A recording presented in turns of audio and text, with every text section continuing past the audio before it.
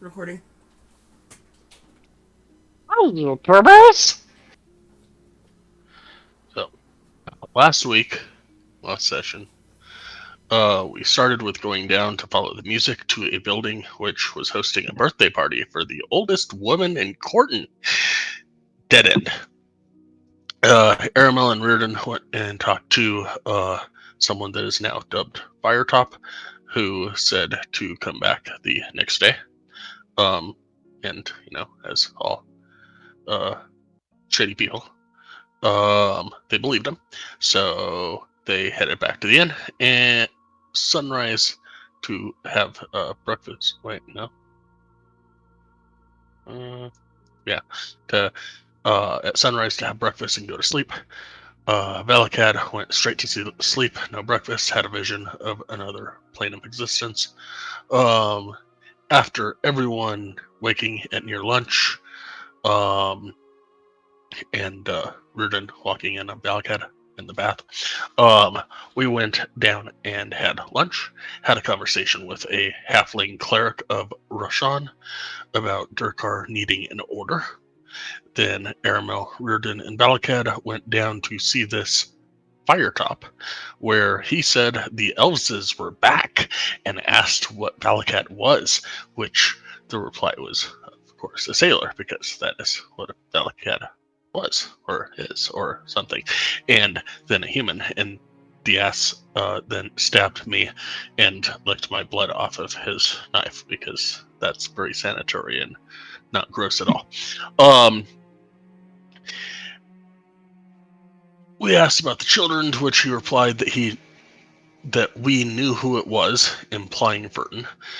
We asked where the children were, and he hinted at the possibility of a pocket plane, but he would not tell us how to get to this pocket plane. But he did say that there are many entrances here in town. His riddle was one pocket, two pocket, three pocket, nine. Just very weird. Meanwhile, back at the end, Bairn is just hanging out with Durkar, who was about to walk over to get his doll from Furton, since the other three were taking so long down at the Thieves Guild. But yeah, and I believe the three of us are still at the Thieves Guild, and the two of them are there.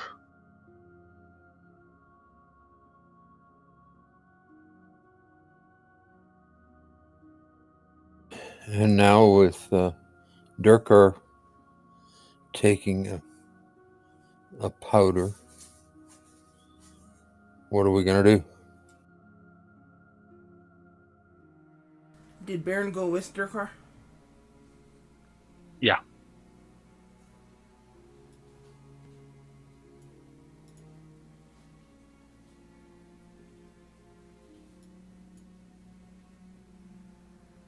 Shall we just go up and uh, grab Furton and drag him into the uh, barracks and accuse him of whatever it is that we think he's doing? And the only thing is, how do we prove it?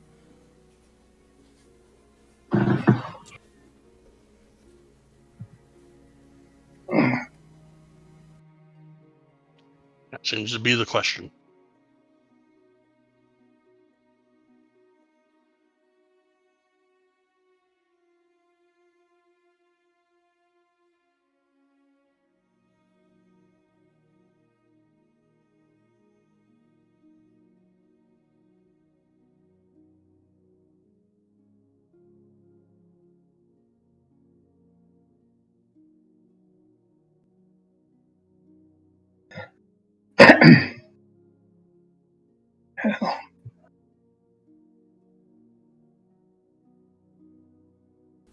Aramel, Reardon, and Valakad are still in the room with this Firetop guy, as you guys have dubbed him.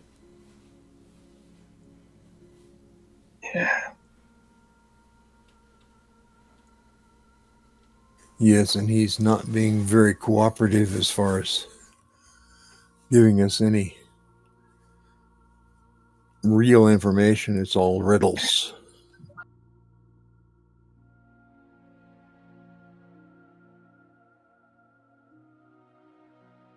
So, anyhow,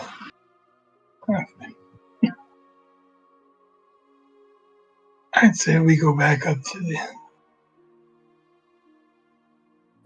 inn or find strategic places around the doll maker and keep an eye on him all day.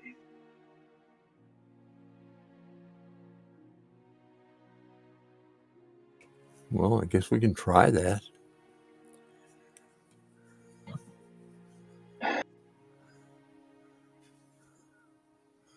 We're assuming that whatever he's done requires him to go out of his shop.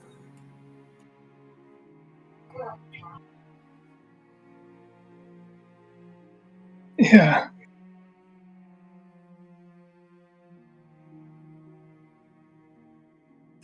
No, I'm game. I I head on up to the doll maker's house, I guess.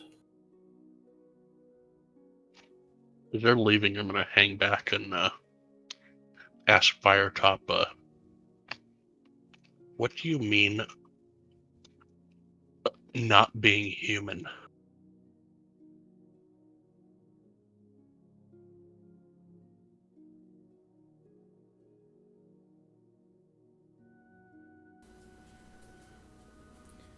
He raises the dagger with your blood on it to up for you, so you can taste it, if you so desire.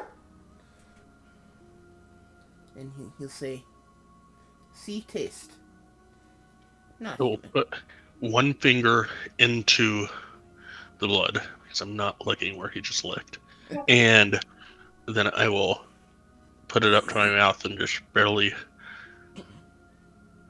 touch it to my tongue. where's the doll maker's house? Tastes like blood. It's got that iron copper penny taste to it. Tastes like blood. Then I will tell him that it tastes like blood.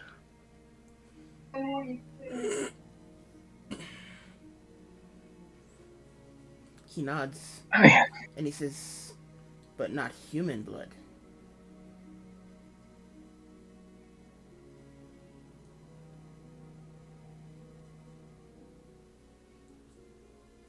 Can I taste your blood?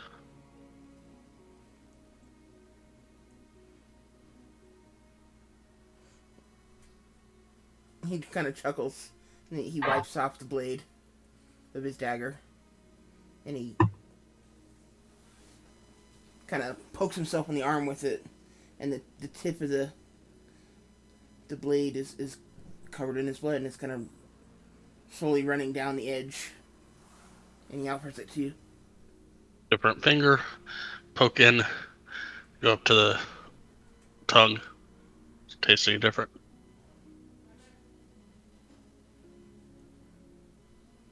What kind of check should I give you for this?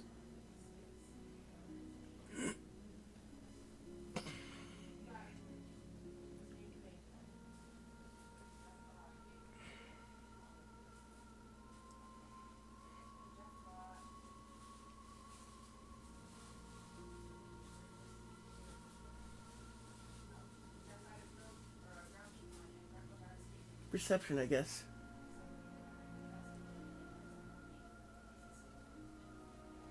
Or maybe medicine. Do you have a higher medicine? They're the same. Oh. That was in that one. Oh, that's not gonna do you any good. No, they taste exactly the same. Even though he's technically not human either. He's halfling. But still. Oh, wait. But different from me, so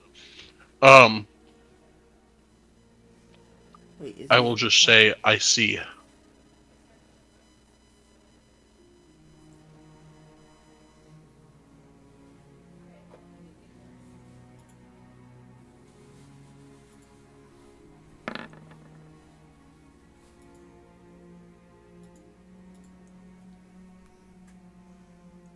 He just kind of giggles at you and says, "Do you now?"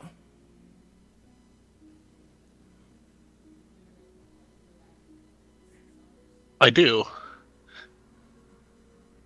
It still doesn't make any sense to me, but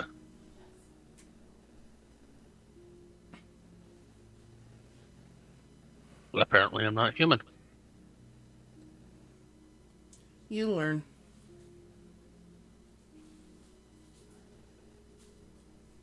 Still young. I will nod to him and then slowly walk out.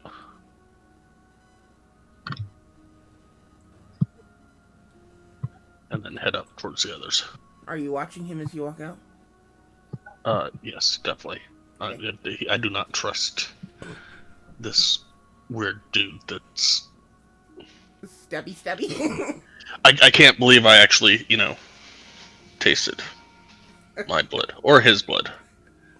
Yeah, he, But when you, as you're walking away, watching him, and he's kind of back to his own thoughts, you watch him as he actually tastes his own blood off the knife. And he seems perfectly happy with that. Then he cleans it off and puts the knife away. And just kind of settles down into his little chair again.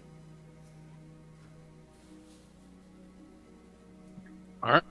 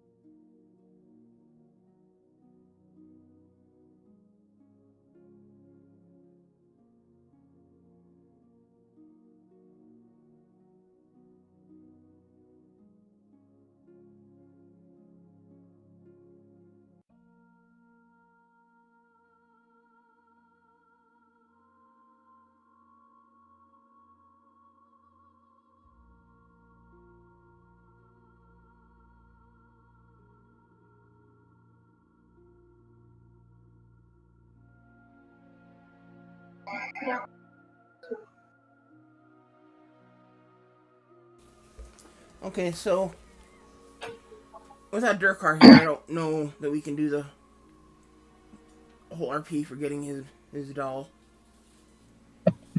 Um,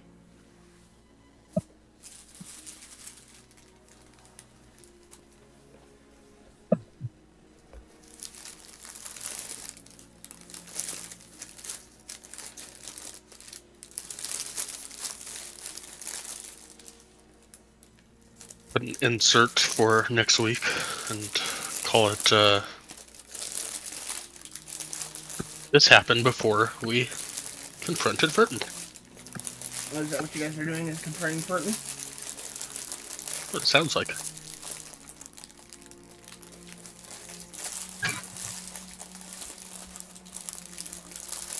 I don't know. I mean,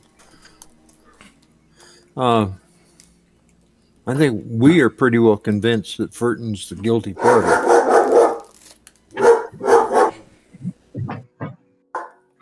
But we don't have any way to prove it that I know of. And if we do prove it, we don't have any way at this time to know where the kids are, the children. And that's true too, and that's probably more important than Yep. in putting him away. We can leave that up to townspeople. But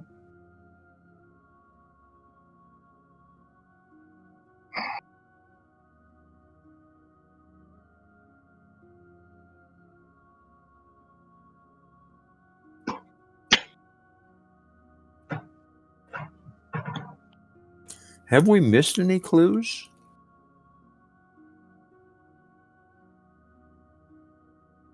I don't think so.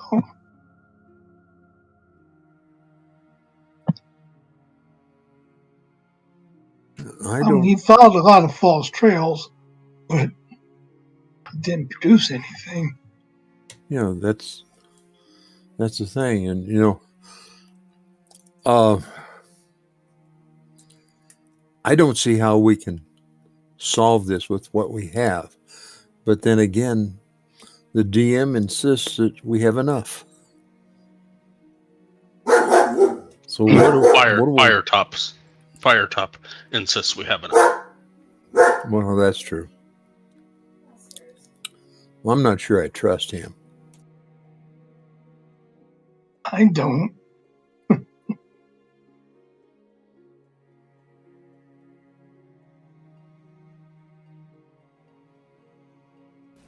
You guys mean you don't trust the insane guy you met on the street?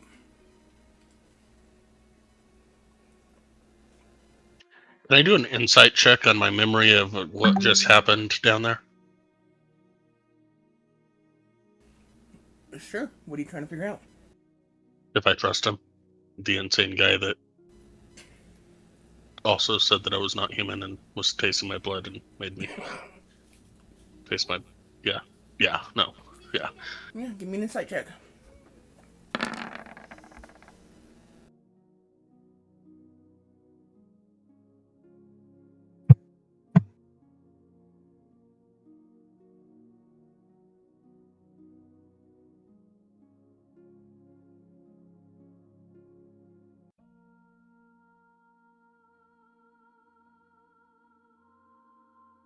Need to talk to a shrink and see about getting expertise and insight.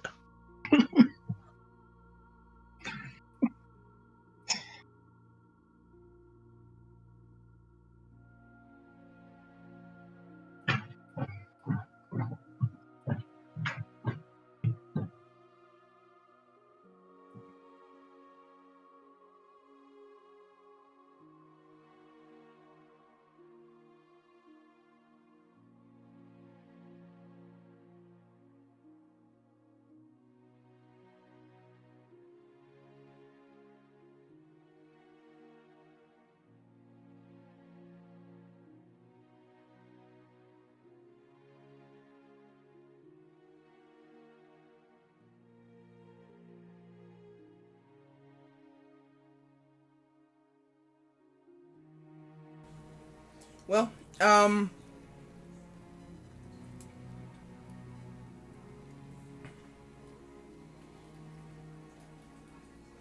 you have absolutely no reason to trust him. As a matter of fact, you have many reasons not to trust him.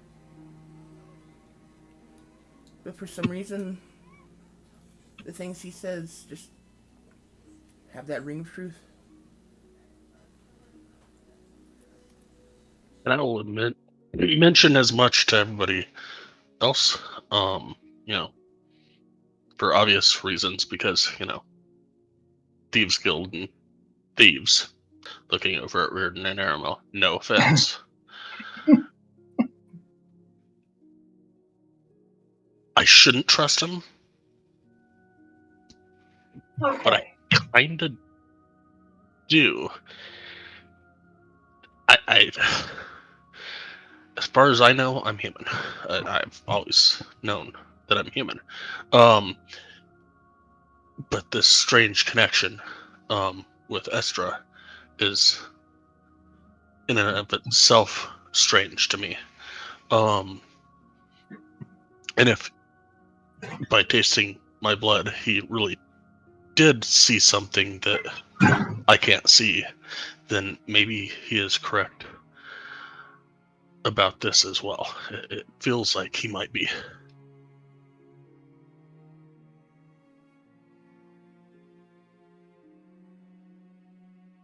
Oh, he's not running a very tight thieves guild.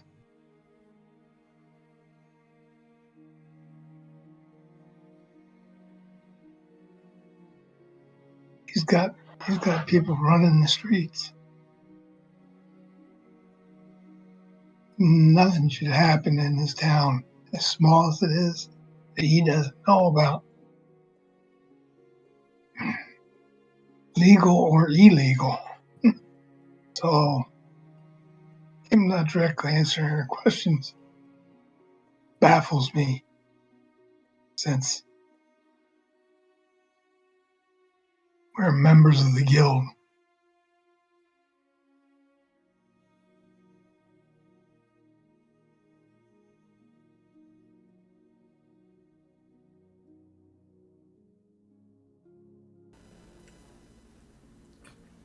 Keep in mind you are thieves, but you're not necessarily members of his guild. But it doesn't matter. We're members of the guild itself. Okay? He should be for it with us.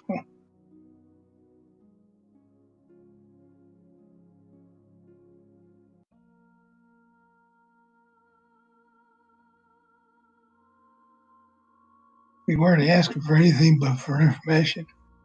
And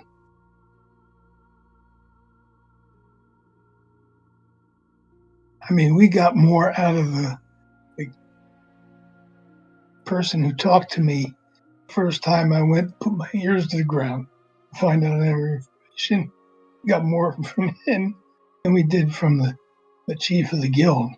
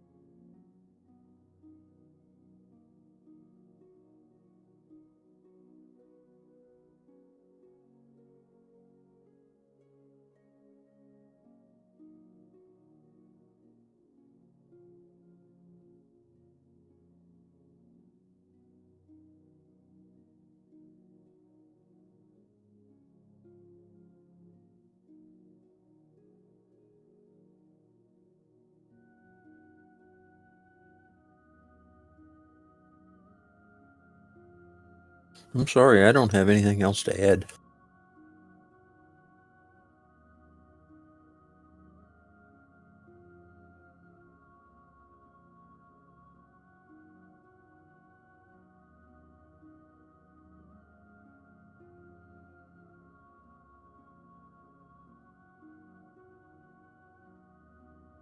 And like I said, I'm baffled. Seems like we're running around in a circle.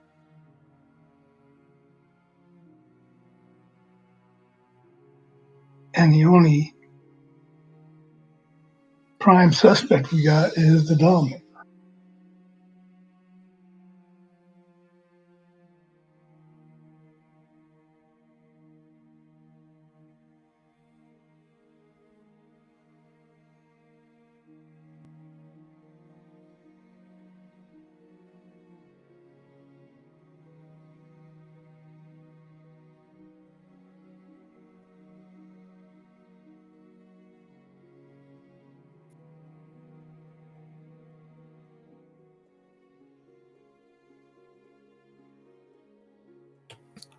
What do we know about these pocket planes? Is there any way to reach them, or any way to identify them? Give me your Arcana check.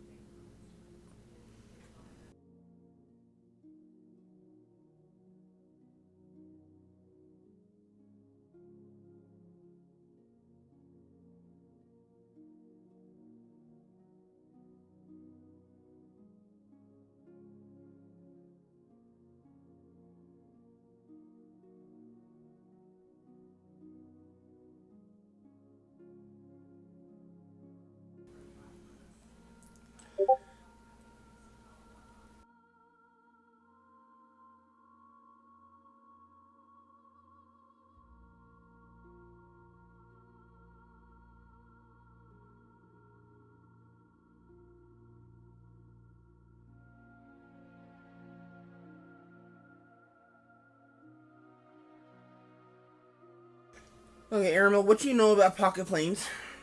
Um,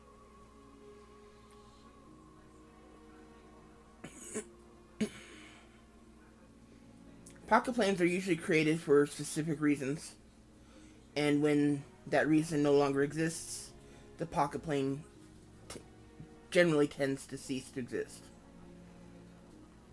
Um, some situations that you are aware of, sometimes powerful wizards, or rather powerful casters, spellcasters, create pocket planes for sanctuaries. Um, they can also create them for to imprison people, other casters, or other people in general. Um, Sometimes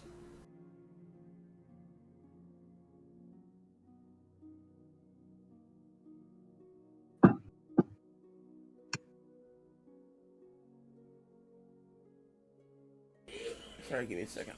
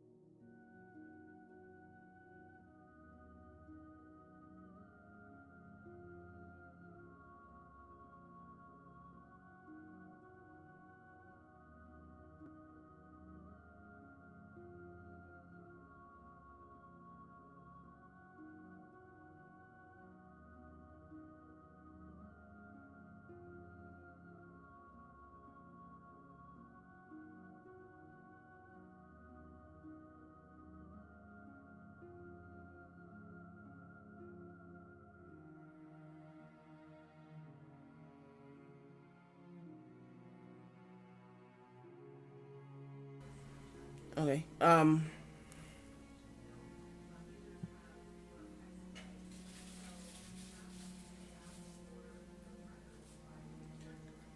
A lot of times the entrances to these pocket planes um, can be as simple as a gem, or even a doorway, or even something like a key that unlocks the door. And when that key is used to unlock, any door, it automatically opens the door to that plane.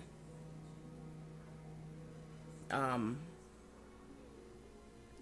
but sometimes it's something more mundane. Maybe it could be um, something as simple as sitting in a specific chair will let you see the entrance to the plane.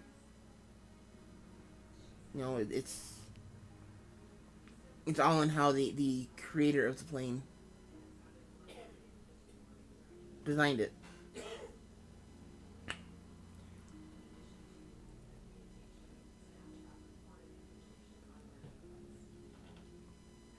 Okay.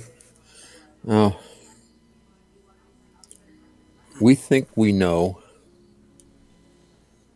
that there are 9 children missing.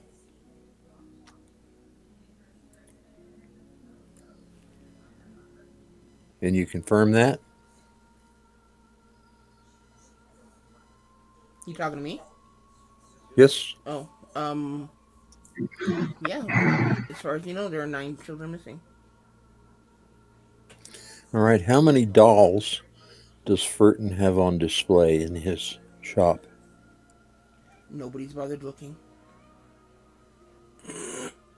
I'm pretty sure we looked.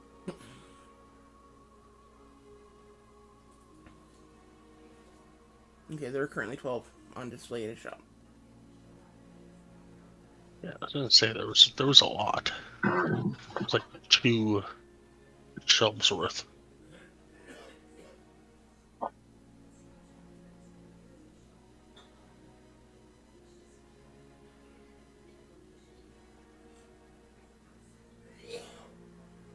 I was just wondering if the dolls would be the keys to those pocket planes, and something to do with the dolls to make it open.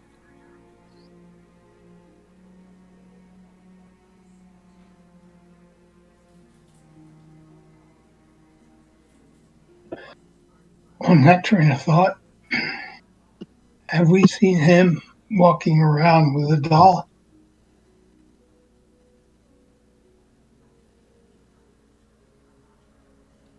Not If that I so- know of. Well, me either, but I was thinking if the doll is, it'd be easy for him to transport and go someplace else to open up the plane.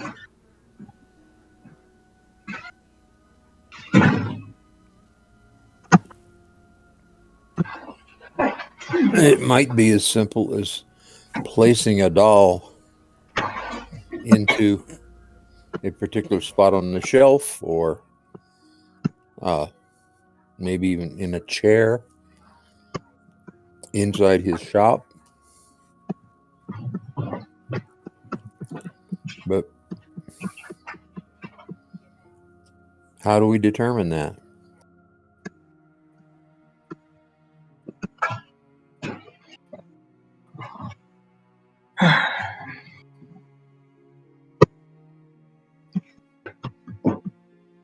Well, we could always find a vacant place where we could take him and leave him in my gentle care.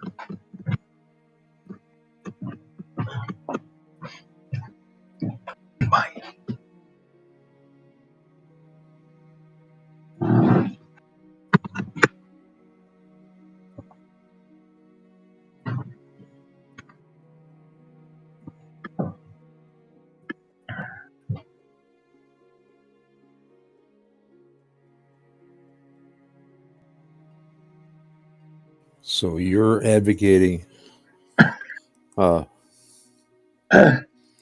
seizing him and taking him somewhere?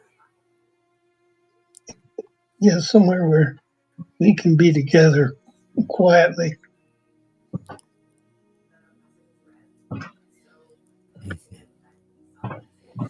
I don't know. And I could, to know, use my skills, okay, and try to get some information out of him. Then again, once we did that, that'd be the end of that rope.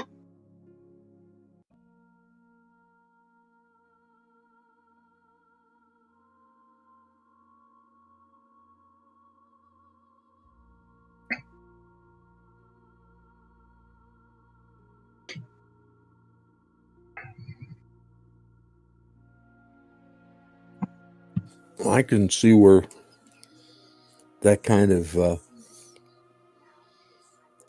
questioning and intimidation might give us some answers.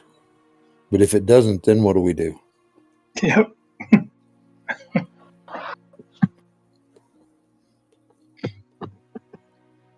Yeah, we can't let him come back to town. Let everybody know he just tortured the poor guy.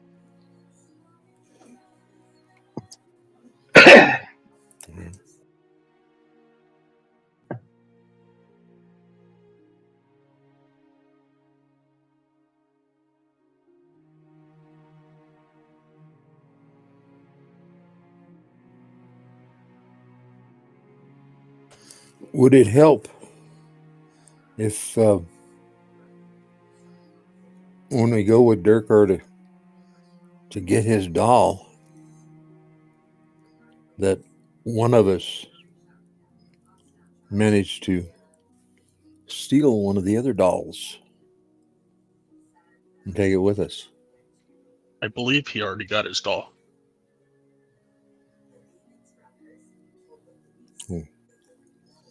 Durkar already got his doll? Based on the talk last week, Durkar was leaving to go get his doll while we were down at the Thieves Guild. Okay. We just didn't have a chance to RP that because we ran over last week and he's not here this week.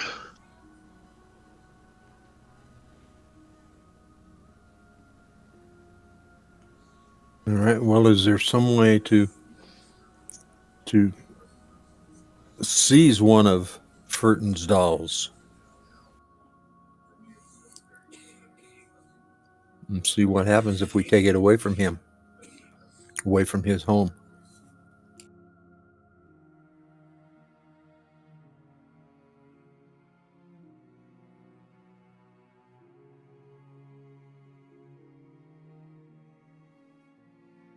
I'm grasping at straws here, guys.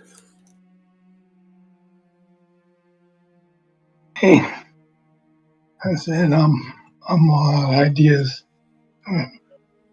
I,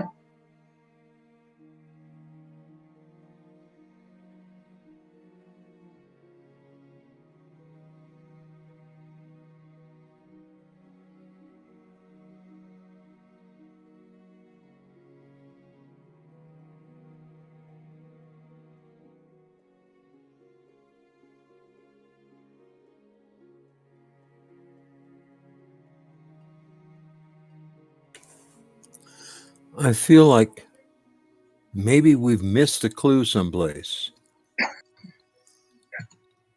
but I don't know where to begin to even try and resolve that.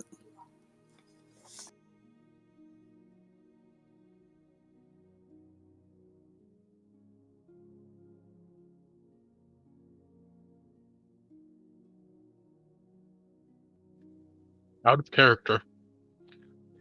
Unless it was mechanically a roll that we got too low of on any of us.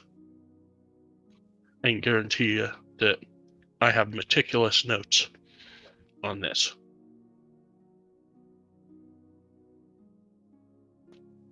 But we could have rolled too low on something and not gotten said clue.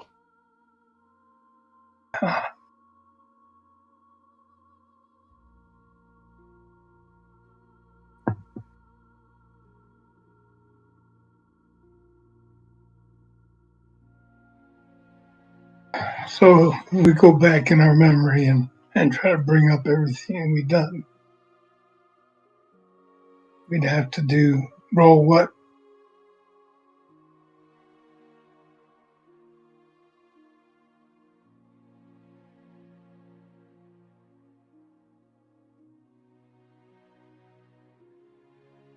That was a question for the DM. Oh, I'm sorry. What was the question? If, like, we're going to go back and try to figure out all the different things that we did to find these kids, okay? And somewhere in that travel, there was something that we overlooked.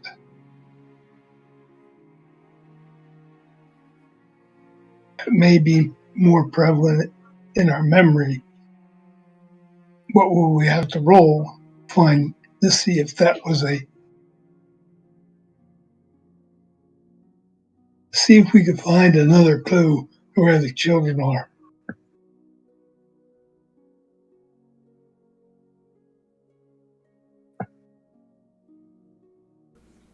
Let's see. How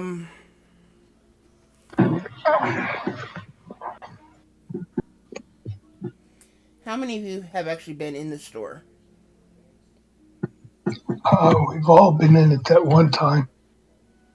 Okay. When Dukar went in to order his dragon. Yeah, we were all in it when Durkar ordered the dragon, when Durkar got quote unquote fitted per se. It was Durkar and Balakad. When Oh, if everyone's been in there, just everyone give me a history check.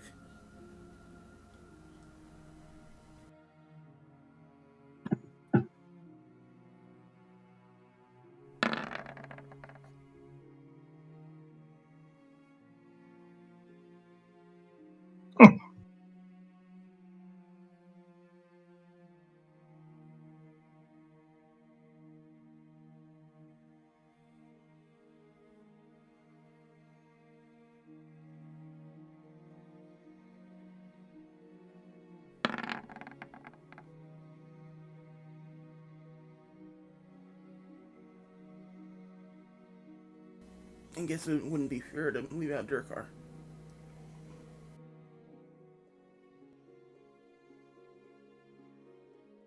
Not that his -1 really helped her. Yeah, but if it had been a 20 with a -1, it would have been nice. Correct.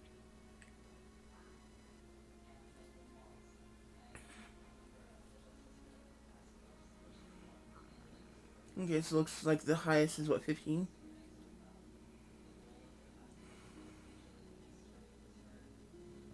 $15 Baron, 14 Airmail.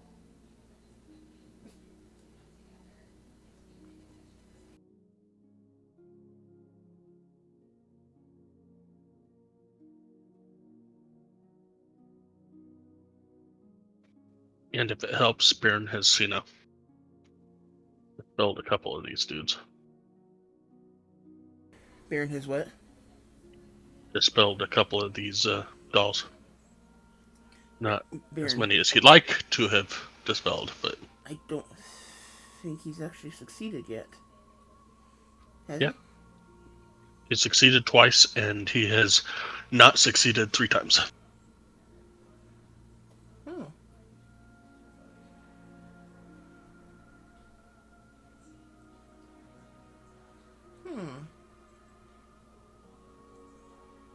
Didn't remember that.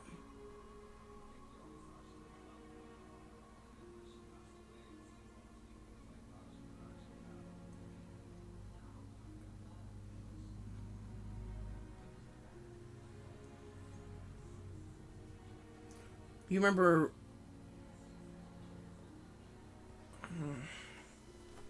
Can't ask that.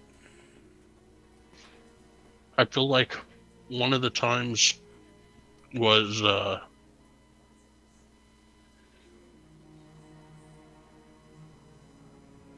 night that Riordan, was it Riordan? It was either Riordan or their car went up north somewhere ish. And saw the shady characters that had something to do with Wembley. Okay. And then the other one was the afternoon before we went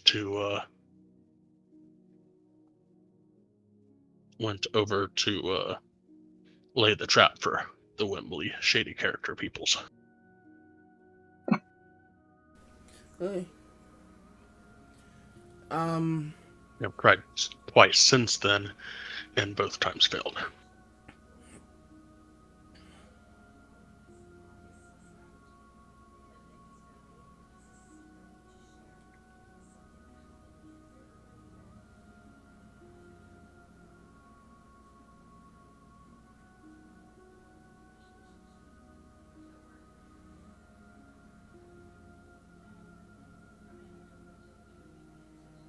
Okay, of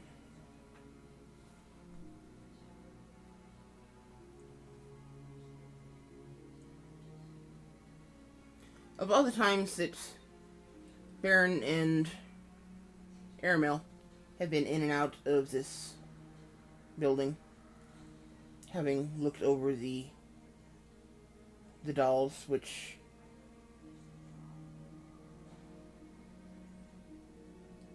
admittedly are creepy.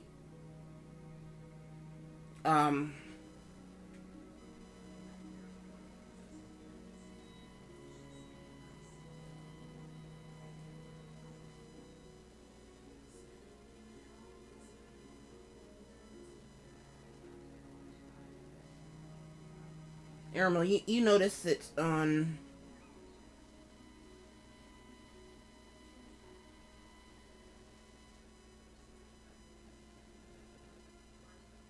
the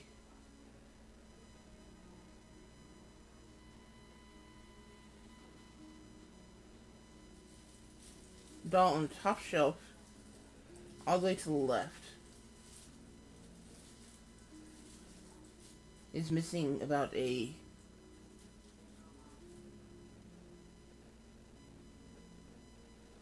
2.5 inch long strip of cloth from the I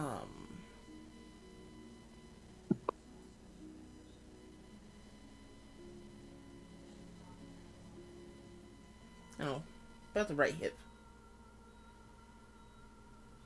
of his pants.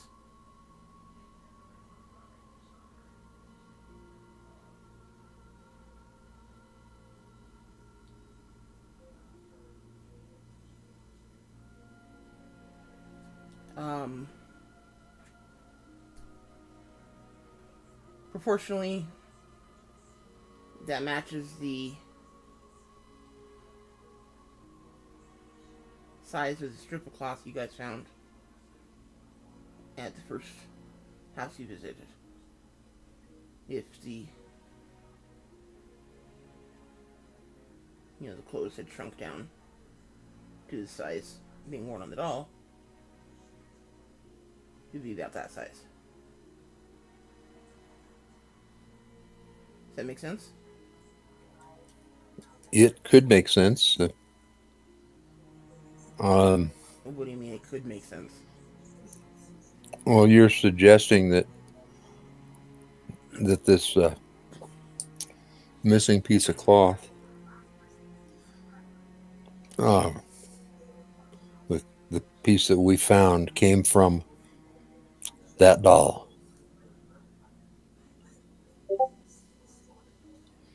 And if we get a match between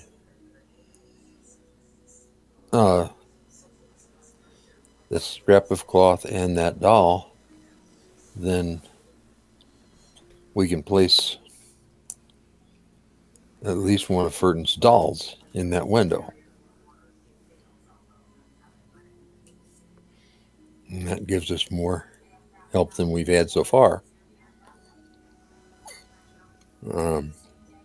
Your car is holding on to that piece of cloth, and has been since we got that piece of cloth. Okay. But if that's a match, then we have proof that somehow Furton is involved in all of this.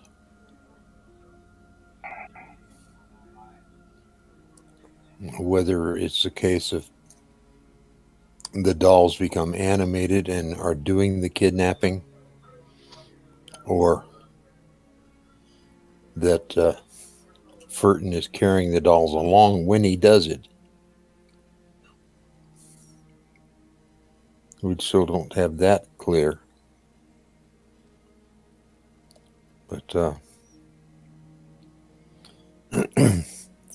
sounds to me like maybe this would indicate that his dolls can animate, and maybe they're doing the stealing.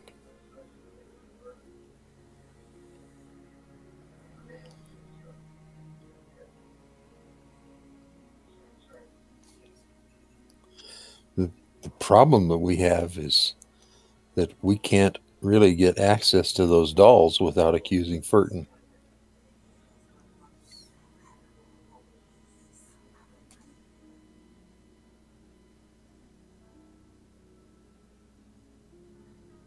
So maybe we should accuse him.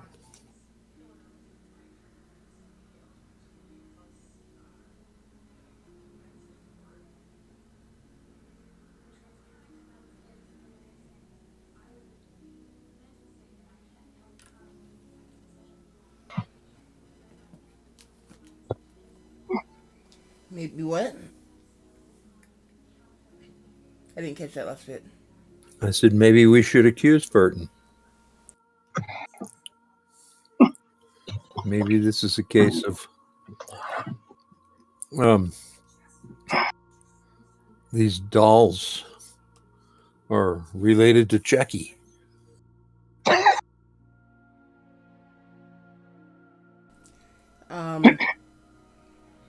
Okay, that was Aramel. Baron, as far as what you're remembering,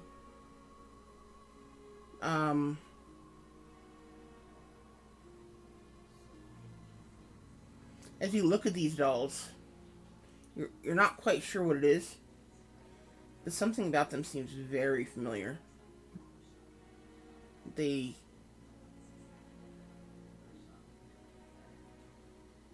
they look very familiar.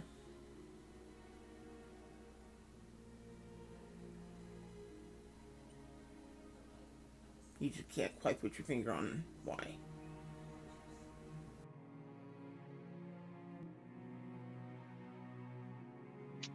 You will mention that to everybody else.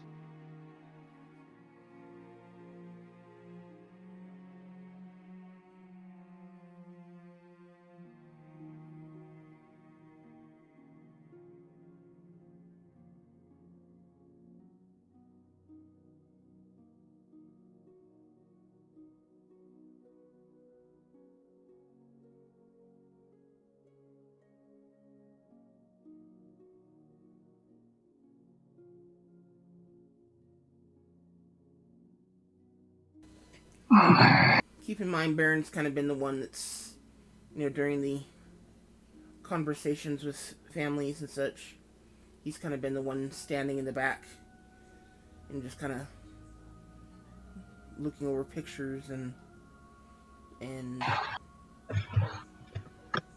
things of that sort. He hasn't been doing a whole lot of the looking at the environment and such. He's just kind of looking around.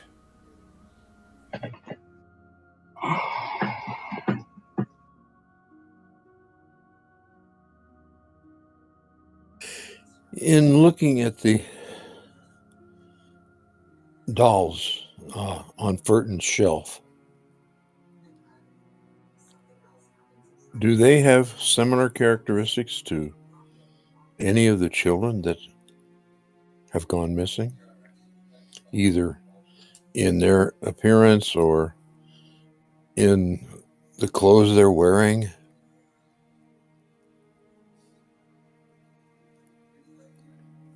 And that kind of thing? If we were to take a doll to the different parents, would, if we take several dolls, do you think the parents could pick out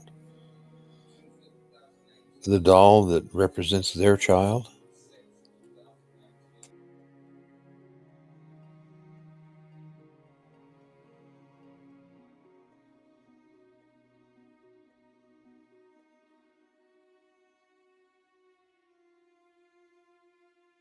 Certainly an idea to look into.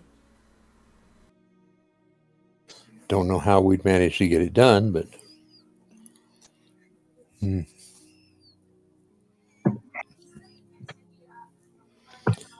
just wondering if these dolls on the shelf are actually the children that have somehow been Okay.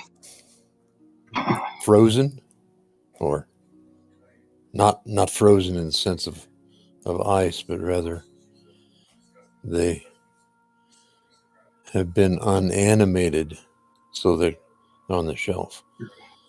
And somehow Furton controls that animation.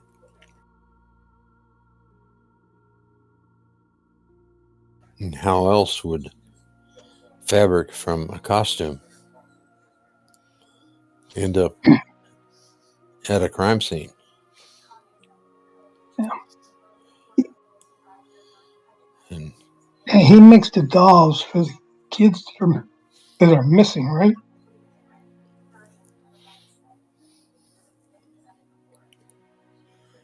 At least in the case of the necromancer, definitely. And for his kid as well. Yes. Both his son and Necromancer's son were um, made into memorial dolls. That's where he does most of his business. He has told you that the ones on the shelves are not memorial dolls yet, but they can be turned into them. They're mostly just for show. Yeah, that's what I was. trying to get around to those dolls.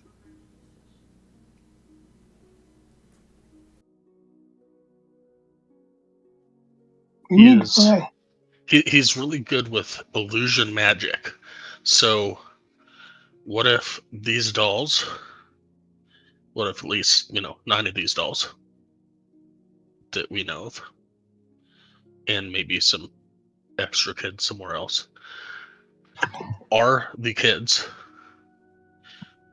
again frozen in time, and the illusion is not that he's using the kids' souls or the kids or whatever, but that he's putting an illusion on top of the doll to make it look like someone else until the time comes that one of these parents says, "Hey, I want a memorial doll." And then they go in and ask, blah, blah, blah, blah, blah. They bring them a picture. And then, hey, we just lift the illusion off the doll that's there. And there you go. You have your very own doll of your kid because it's literally your kid.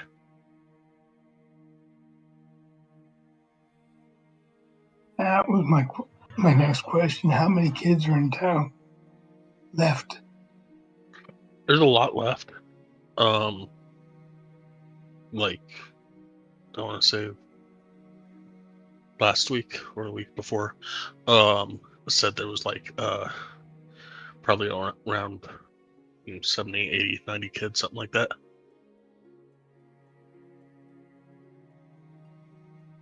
I blew that idea.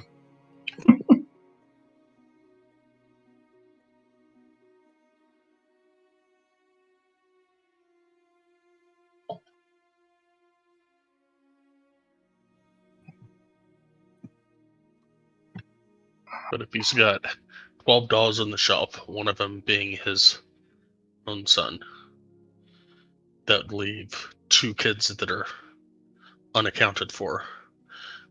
And he could have gotten those 2 kids from elsewhere, either travelers on the road or from another town.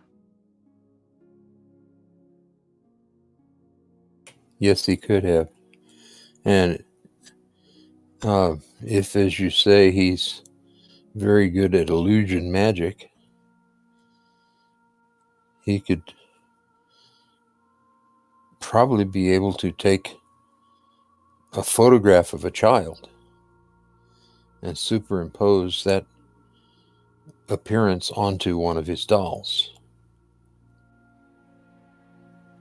So the illusion would be that it is the child's missing.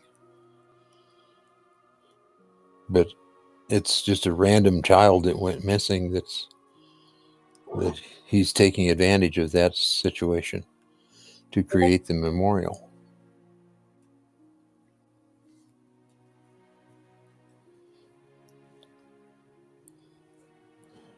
But I don't know.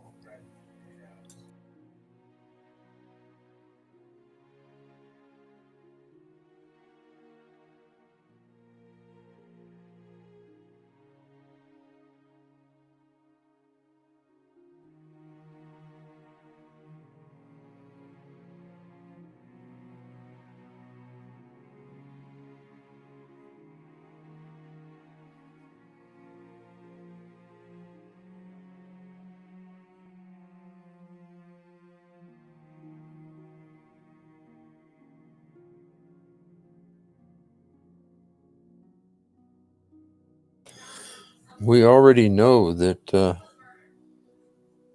Furton has magic. Either he instilled it or it was instilled for him in his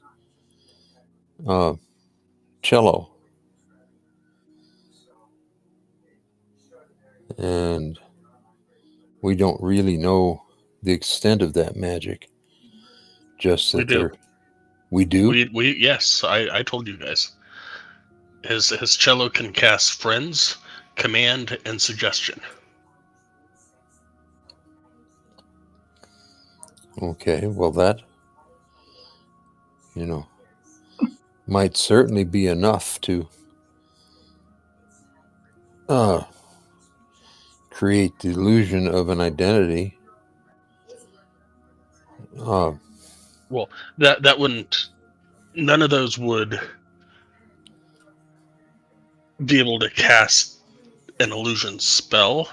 Those are all enchantment spells, which might help make friends, might help suggest that a person that was sleeping walk out or try and escape from their parents' house and go to a random location, etc., etc.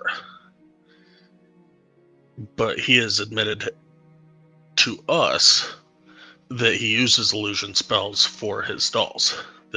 That's where the magic for the memorial dolls comes from is illusion stuff.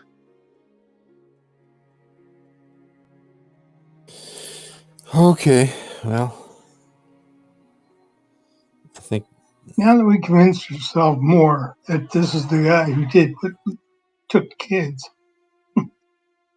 how are we going to find the kids?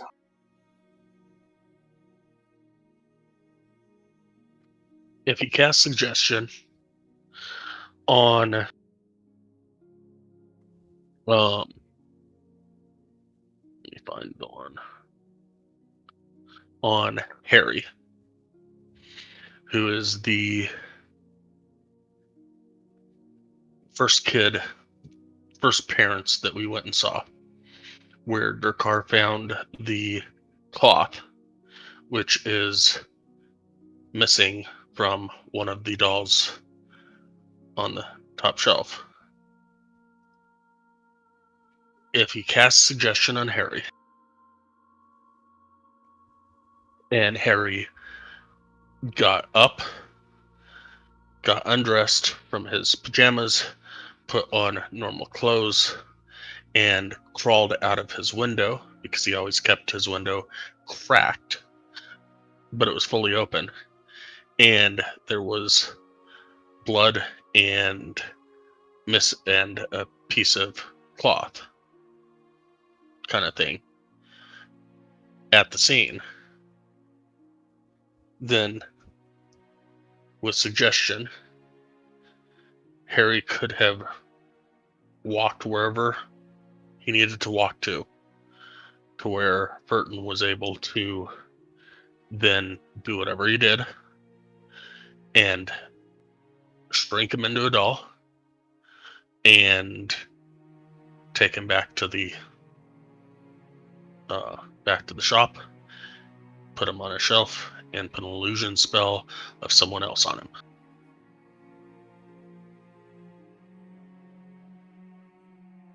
Okay, is there any blood on that doll?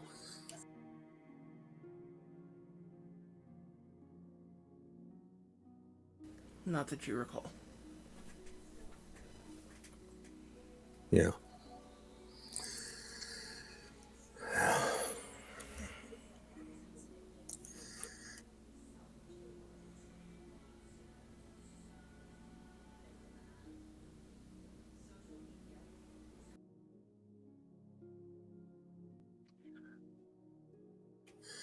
Can we take that torn piece of fabric back to Harry's parents and see if they recognize it as part of his clothes?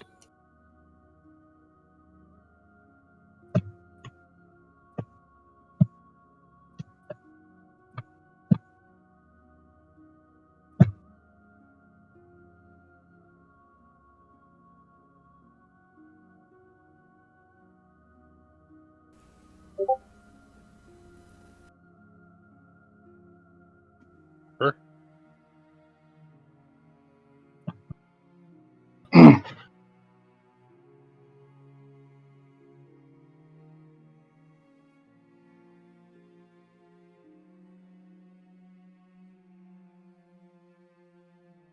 Is that what we're going to do?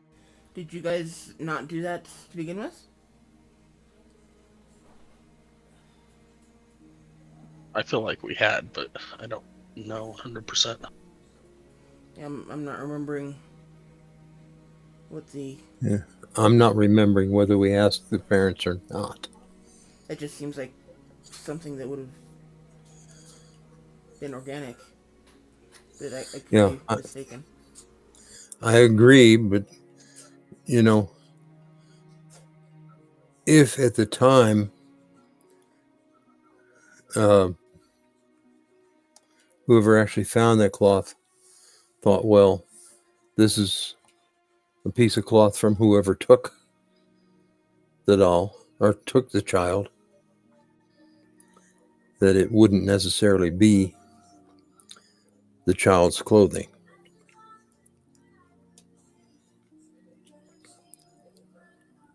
If you think we've already done that, then No, that argument okay. makes sense.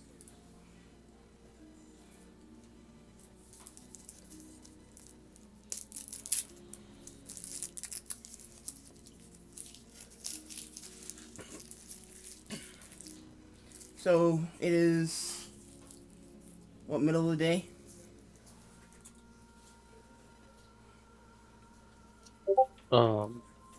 I think mid-afternoon.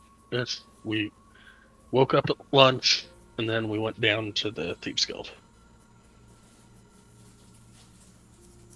Okay.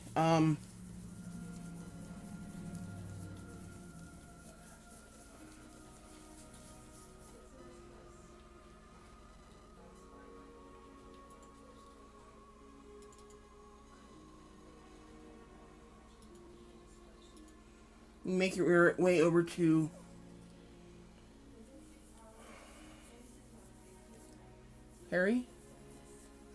Harry's place, and speak with Wick and Hetty, his grandparents.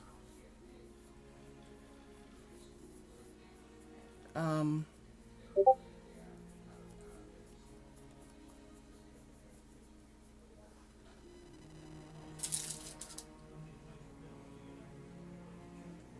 who's talking?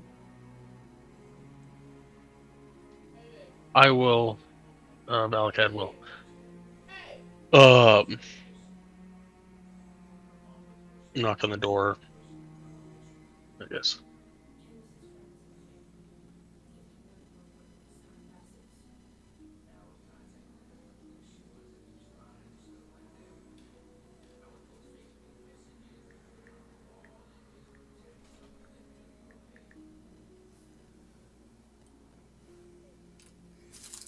Okay, so you said Valakad's gonna go ahead and walk up and knock on the door. Yeah. Okay. Um,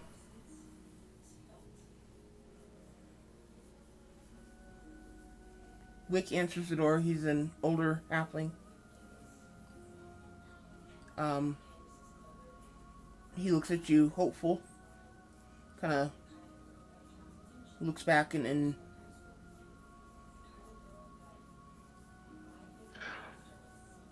I will show him the cloth. Say, we found this the other day when we were searching Harry's room and outside your house. Would you happen to recognize this as fabric from one of Harry's outfits?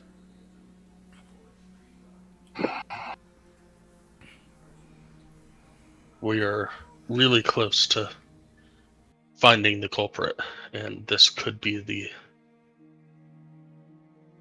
nail that fits the box altogether.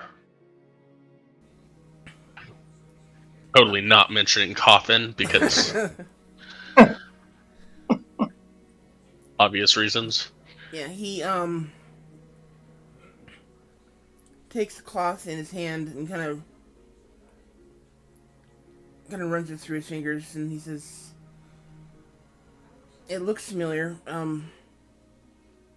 Give me a moment. Let me ask Hetty." And he steps inside with it. You hear a quiet conversation, and suddenly you hear Um, yes, it is. That's a piece of the pants he was wearing when he left.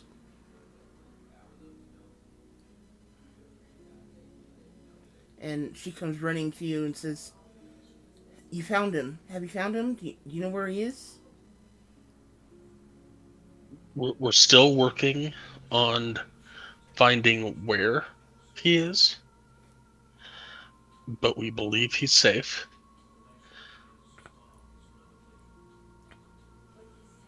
But we think we know who took him. And I believe we are going to go confront that person now.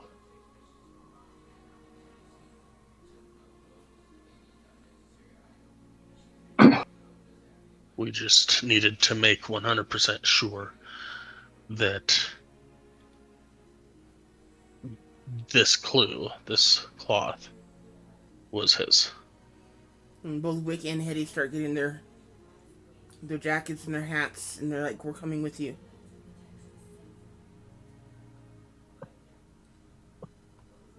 It might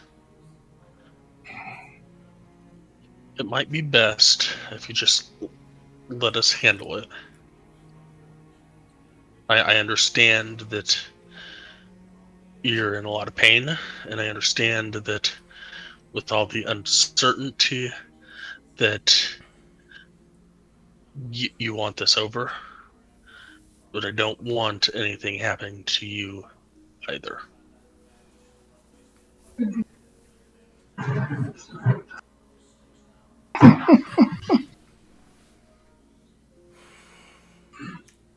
Hetty tries to ignore your warnings and continue, but Wick kind of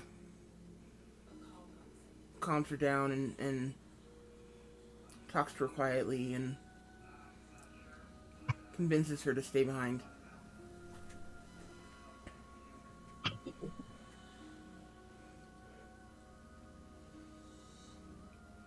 And when he's finally done, he looks back to you from the open door and he says, "You bring our boy home." We certainly hope that we can. We will. We're pretty certain that all of the kids are safe. We just need to figure out how to get them out from where they are.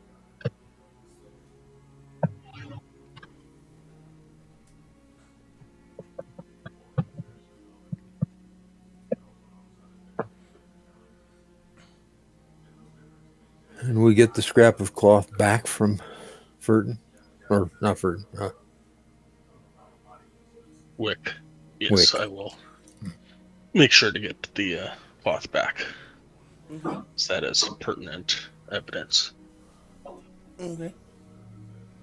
He gives it back and kind of reluctantly, but anything to get his grandson back.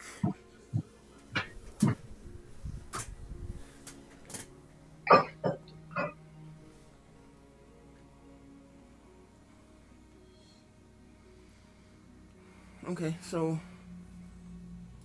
you finish that and head back to Furton's, or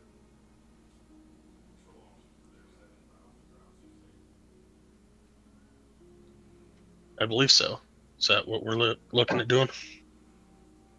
Yeah, I think it's Yeah, that seems like a logical approach. The other thing would be to involve the militia, but we really don't have enough. I mean, they could do the confrontation or we can, but I think we're better invested in this.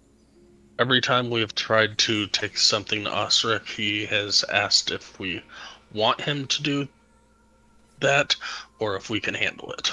So it sounds like he wants us to handle it. I agree. So I think we should handle it. I'm all for it.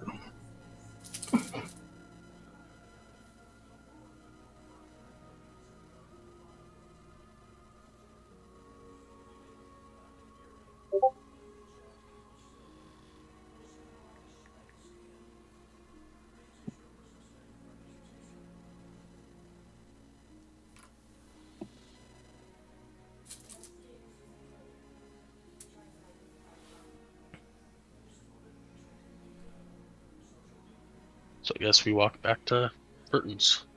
Okay. You are now outside Furton's shop.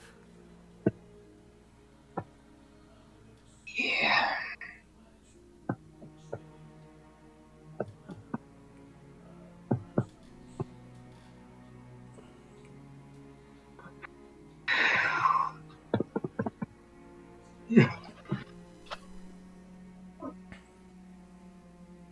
I will go knock on the door.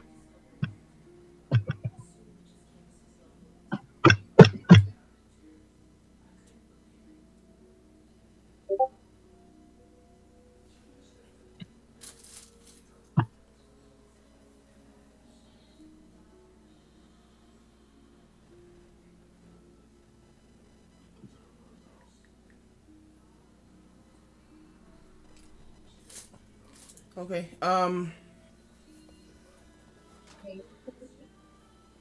You knock on the door.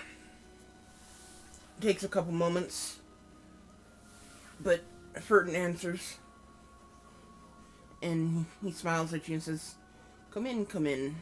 What can I do for you, fine folks today?"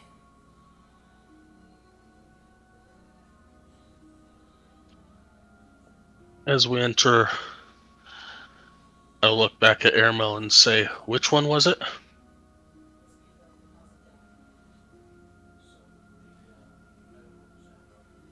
It's the one there on the end. I will look at the doll, and I will go and I will grab it. Furton will say, "Hey, be careful with that. That's a delicate piece of art." I'll be careful, and I will gently wrap the child up in my arms, bring him over the table, and lay him down, and pull out the cloth, the fabric, from the pants. And does it look in front of Burton? Does it look like it would match if it was smaller? Yeah.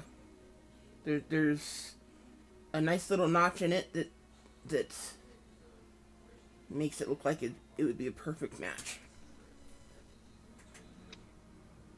Then I will say it is interesting that this was found outside Wick and Hetty's house near Harry's bedroom when the a few days after Harry went missing, and it appears that this is an exact replica of the cut in the pants on this doll.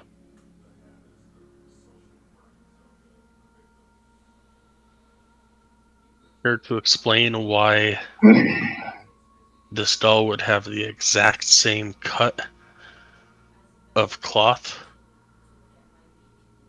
that was found at the scene of the missing child?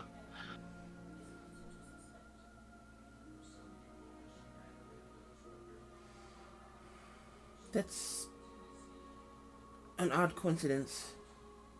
I'm afraid I don't have an answer for that.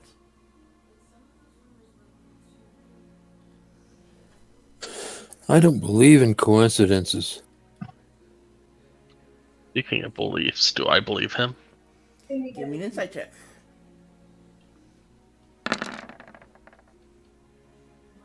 Nope. He's definitely lying.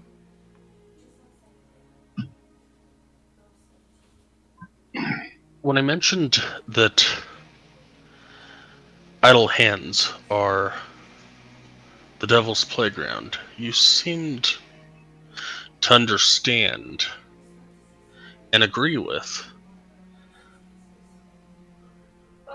the possibility that a devil is involved. So, who exactly do you work for? As you start this question, and he realizes where it's going, he starts to look a little more nervous. Um,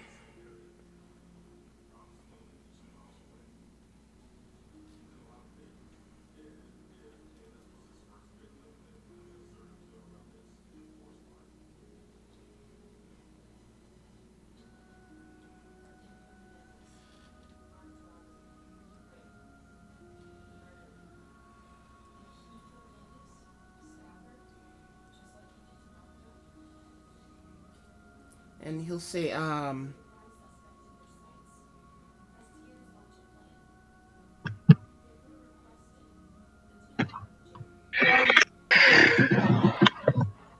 devil, whatever could you mean?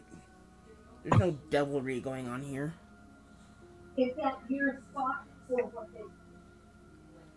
This is preposterous.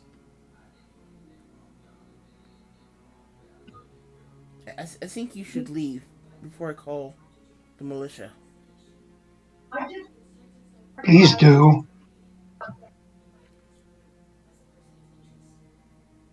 You're not leaving.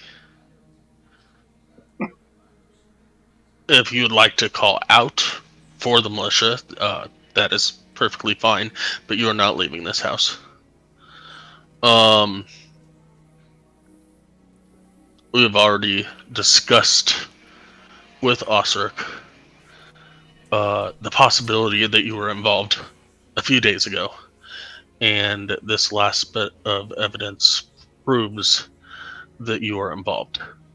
The only way that you are going to make this better on yourself is if you explain who you're working for, what is going on, why you are in charge of taking children, and help us with the retrieval of the children from the planes that you've been storing them in. When did you use Zone of Truth? Right after Valakad said, the devil bit, Baron cast Zone of Truth. You really got to tell me these things, because I'm not always watching the stream. Right. Especially during RP.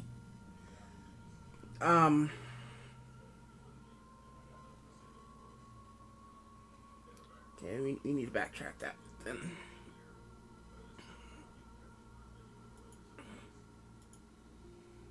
Let's see.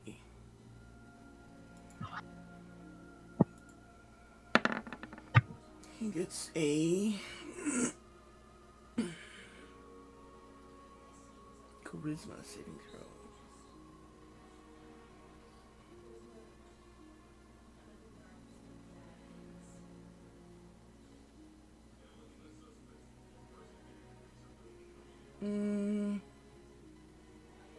Yeah, he would probably pass that with a 12.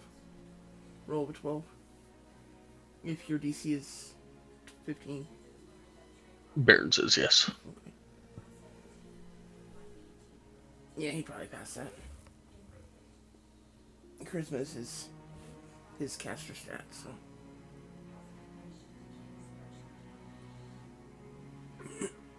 Okay, so we don't have to backtrack any of that. Okay. So yes, Valakad will say,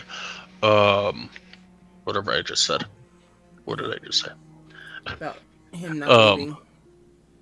You're not leaving. The only way that you're going to make this better on yourself is if you explain to us who you are working for. Devil or otherwise. And help us retrieve the children from the plane that you have stored them on. Osric knows what's going on and we have his full cooperation.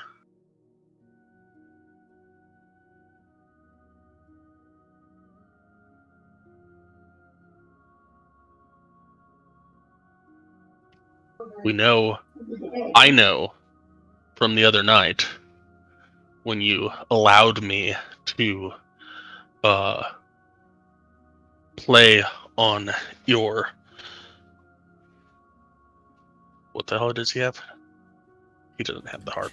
Cello. Cello. Cello. Oh. Yes. When you allowed me to play on your cello, I know that it can cast suggestion on the children.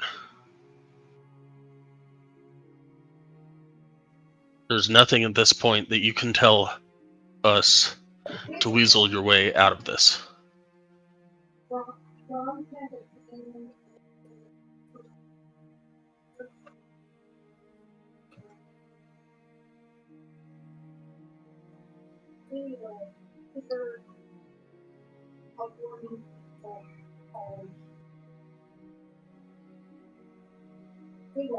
Well, at this point, I'm gonna say let's go ahead and take a break.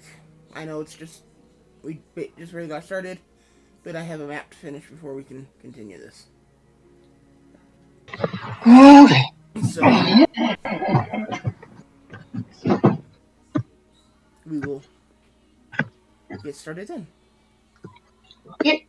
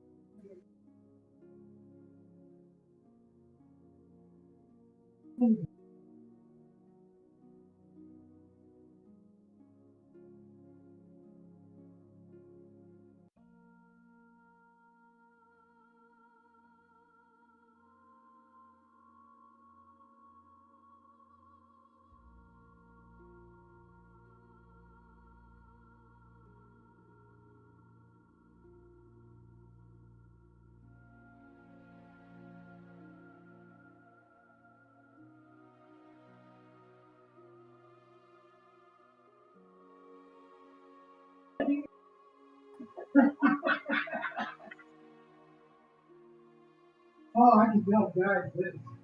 That means you ain't gonna be able to play Sunday, huh? What are you doing Sunday?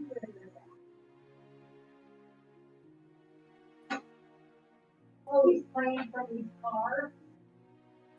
On his, oh.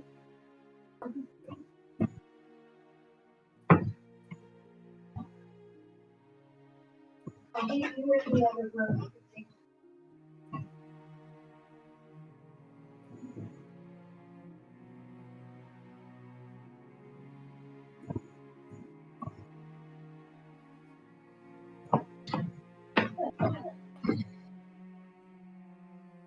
I really have, I think you're gonna really.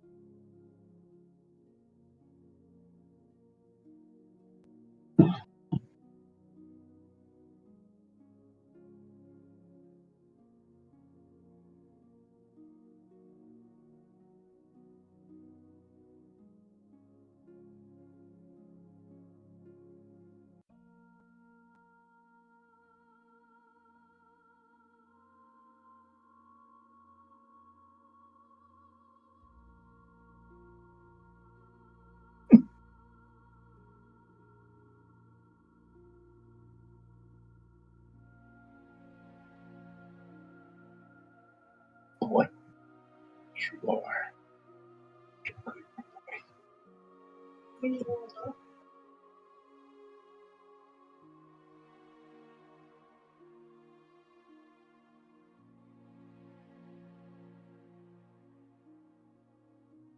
You made me lose my seat.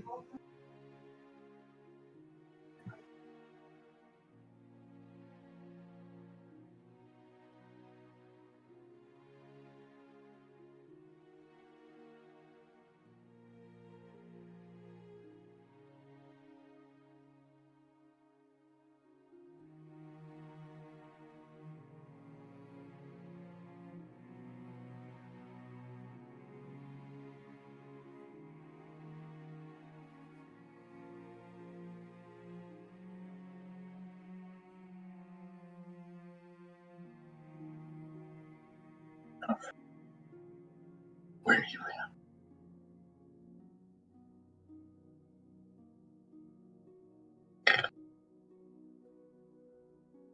Up in teeth. Should go.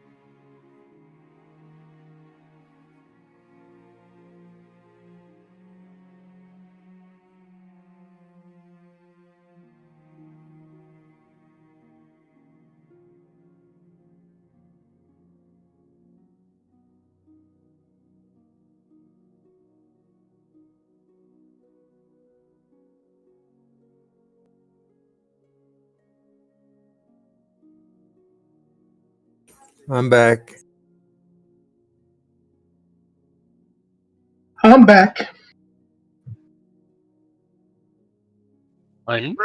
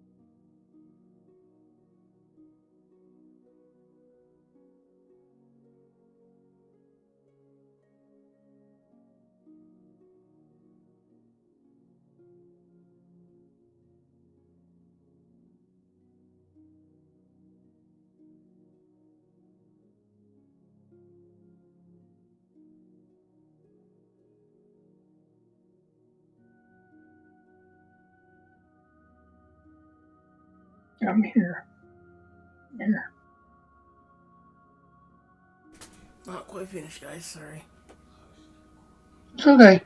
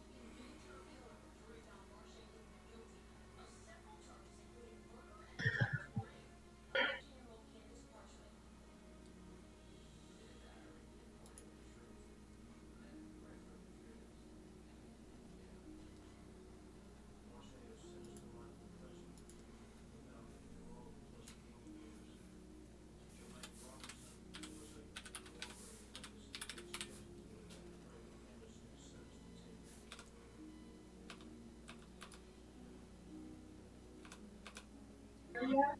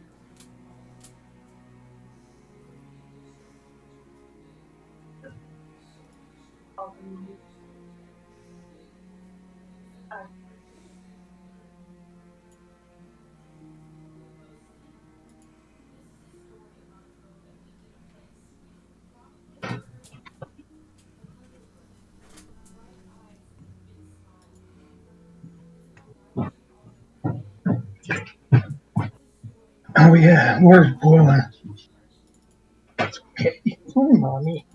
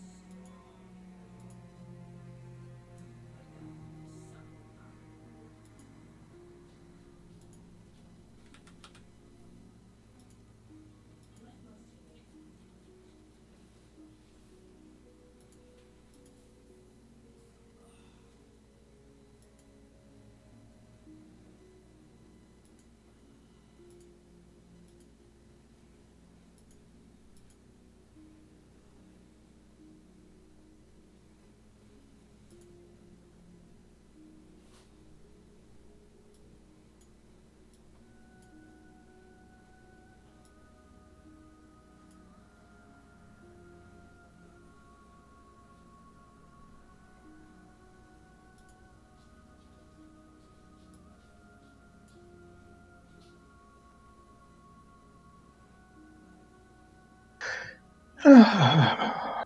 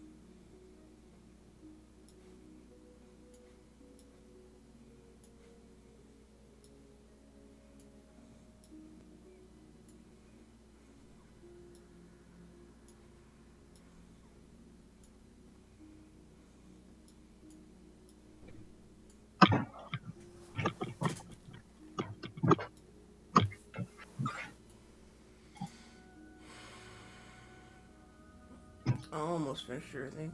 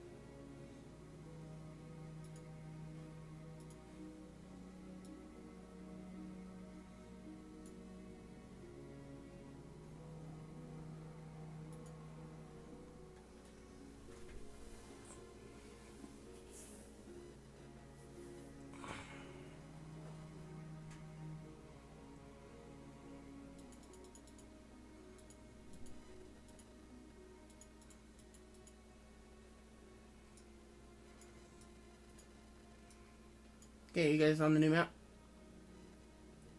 Oh, Yes. Okay, I usually zoom into 150, but that's your discretion. oh,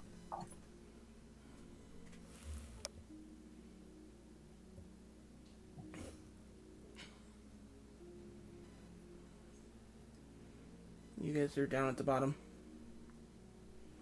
Except for Valakad, who has charged forward, grabbed a doll, and is inspecting the doll at the table, or at the counter.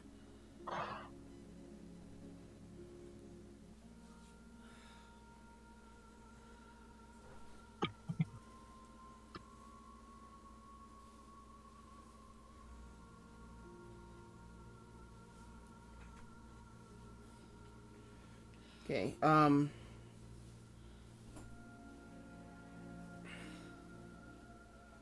at the point you guys are discussing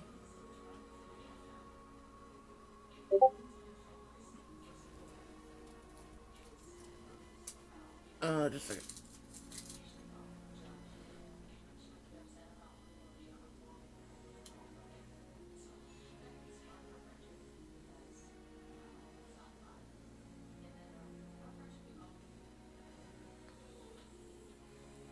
Sky, if you can find a copy of it that doesn't give me a copyright check, I'll put it in. Yeah, probably not, but Um,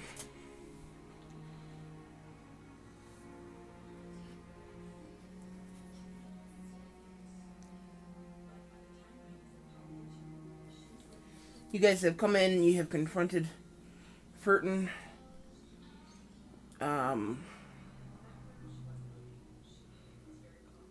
Asked him a number of questions he hasn't been able to answer to your satisfaction. And then tell him that he should just call, basically telling him to just call the militia because, yeah. Is that about right?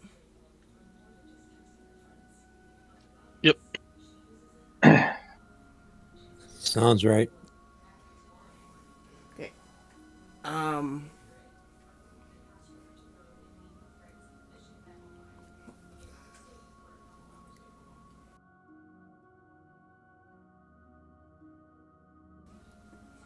Which point? Let's go ahead and go ahead and roll initiative.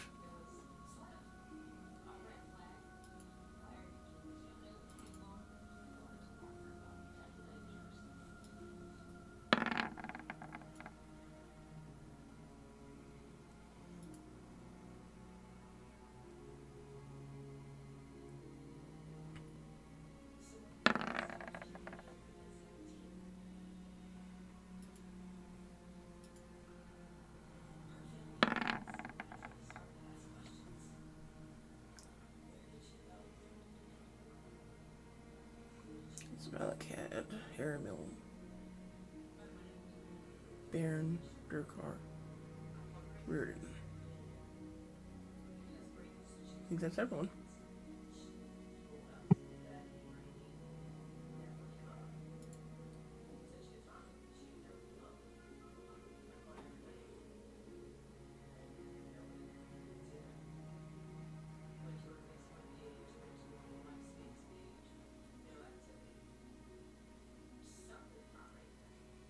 Oh, did you roll the pseudo dragon instead of Durkar?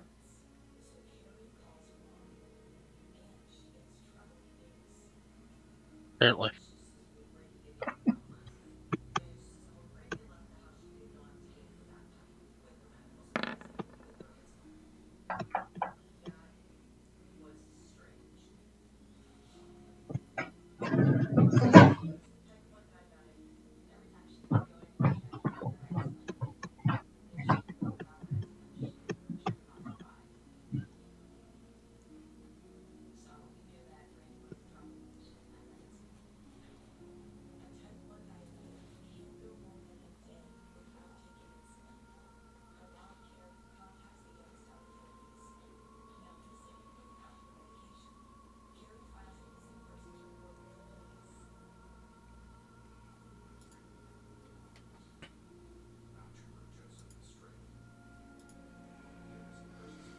Okay, he's actually going to open the fight.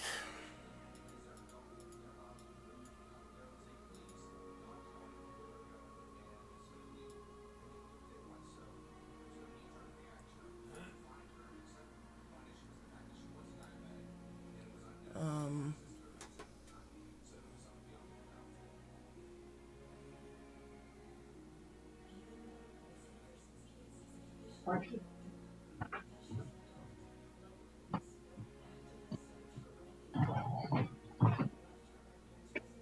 Perfect temperature in here.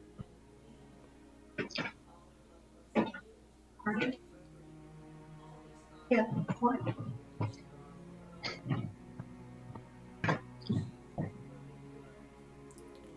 he's going to fire a shot at 73. Valakad.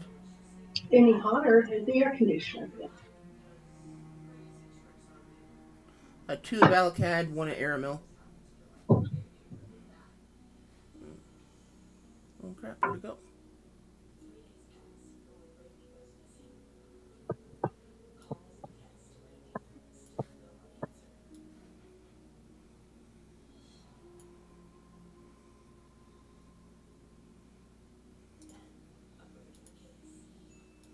There it is.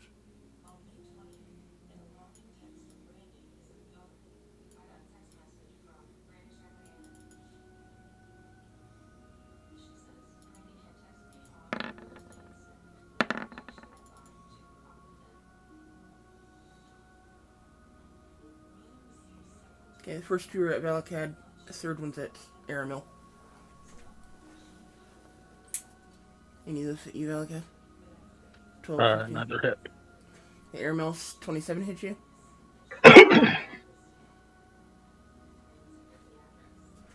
Yes, it does.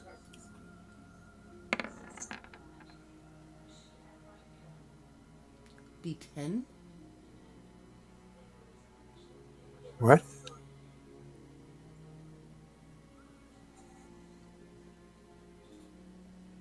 Oh, it's supposed to be 3D10 at that level. Huh. Just a second.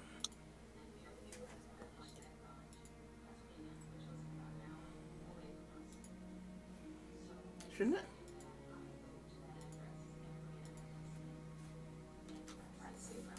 I don't know.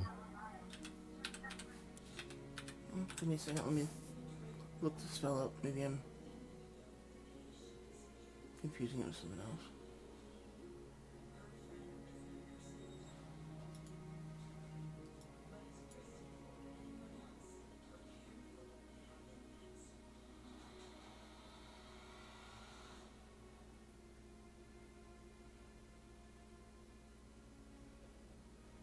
No, it just gains additional beams. It doesn't actually go up in damage.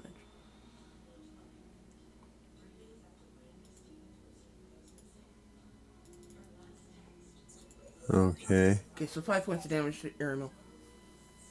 All right. And with that, it's Valakad's turn.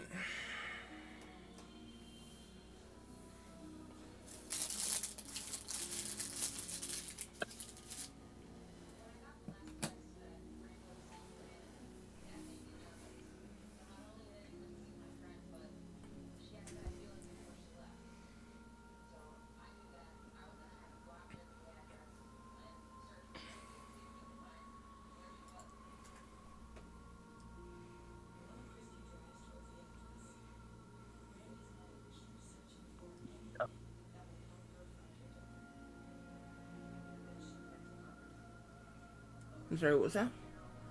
I said, yeah.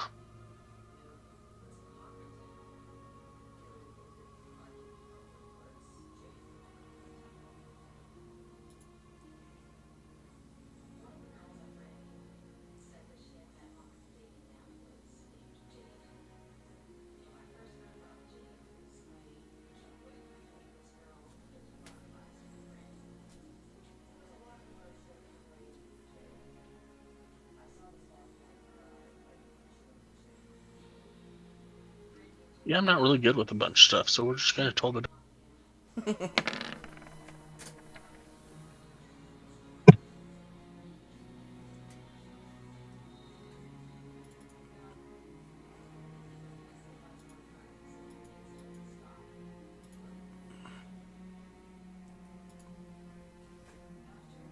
Let's see, wisdom.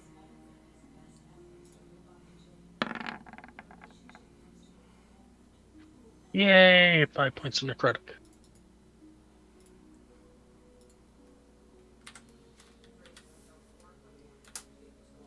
Okey-doke. And then I'll move, and then I'll call that good. Okay. And it's actually his turn again. At which point he puts his hand up, draws a strange sigil in the air.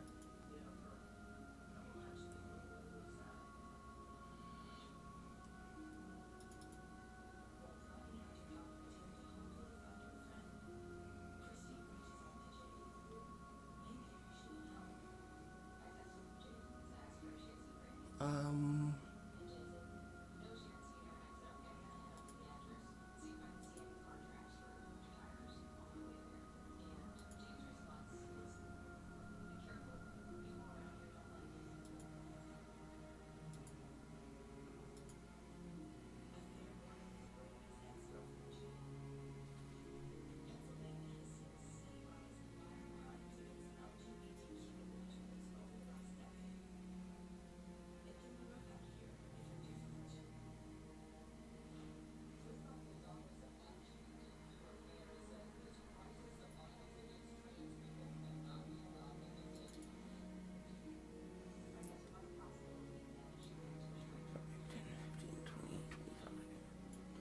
I'm running back there.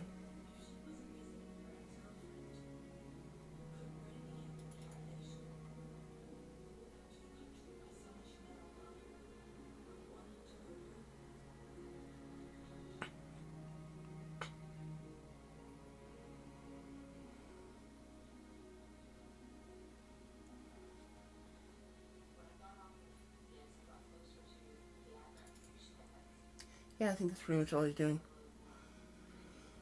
But in response to that, you hear shuffling amongst the shelves.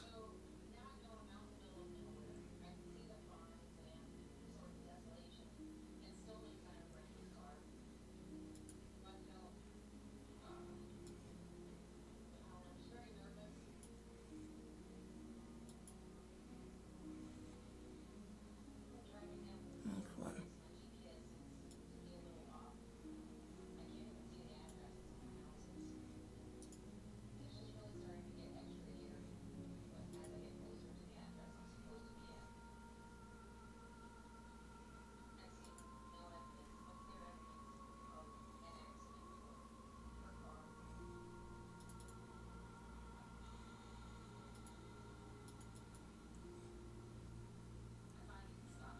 Let's see. That's a movement of 30.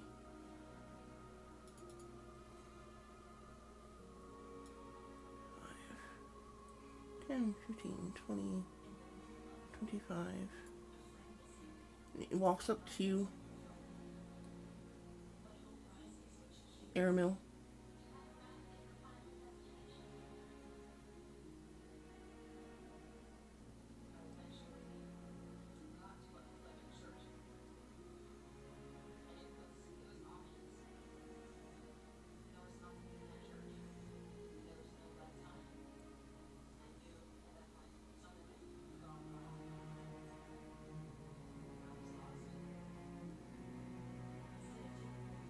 And it's going to try to use grabby hands on you.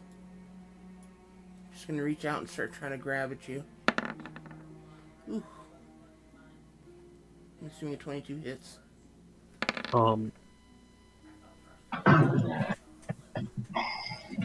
Or not.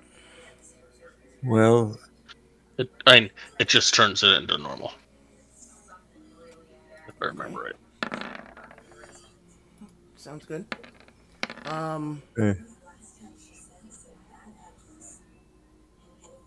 meaning what? Meaning it still hits, it just doesn't hit for a crit.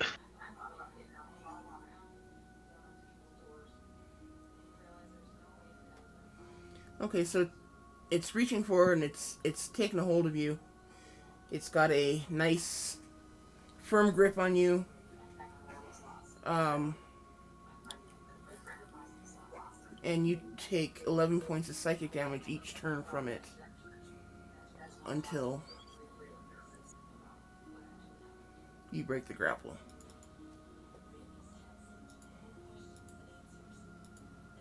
Okay.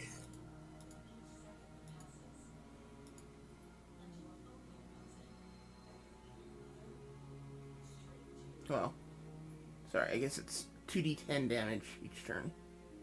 It's not specifically 11, but you're taking 11 points this turn.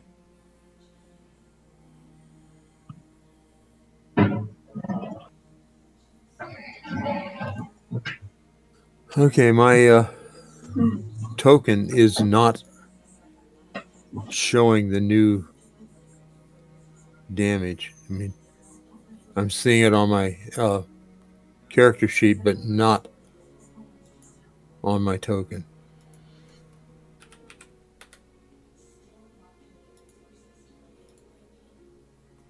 Still not showing it?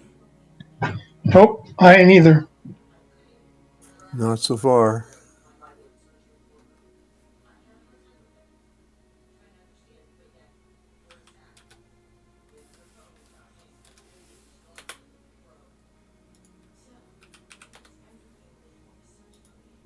How about now?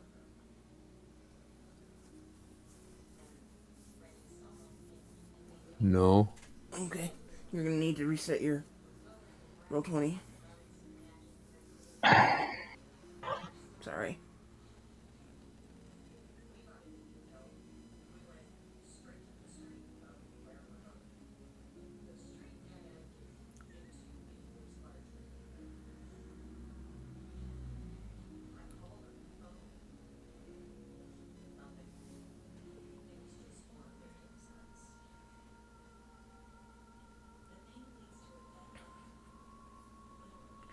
So it appears to be showing correctly now.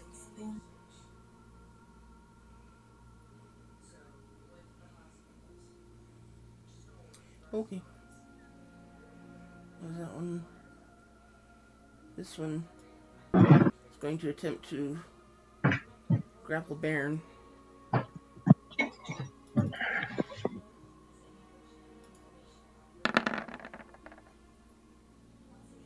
It's 14 hit Baron. Negative.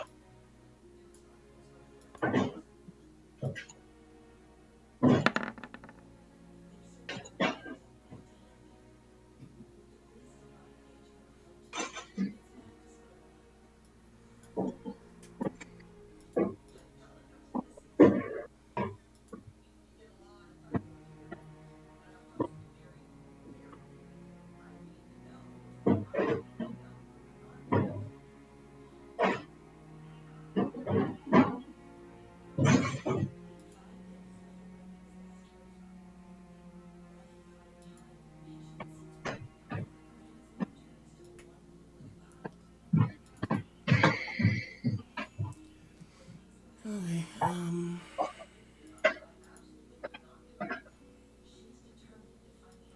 this one is going to walk up here and attack Valcad.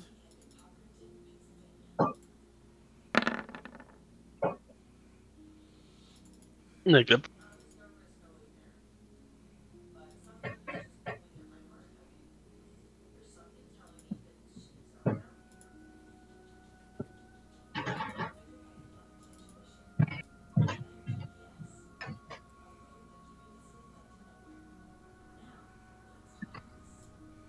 Five, 10, 15, 20, 25.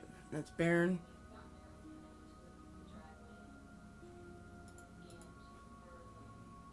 That one will go after Baron. Again. Negative. Hey, Reardon, it's your turn. Boy. You see these dolls stumbling forth.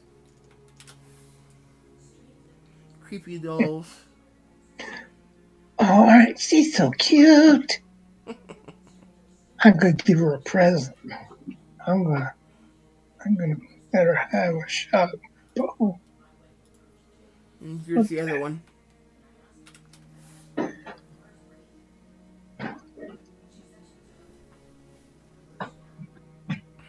You've been drinking some. It was up to here.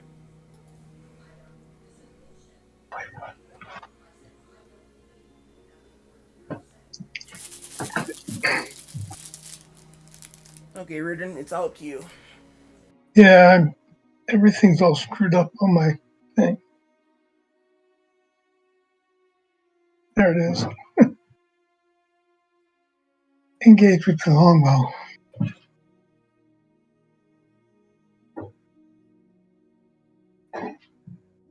This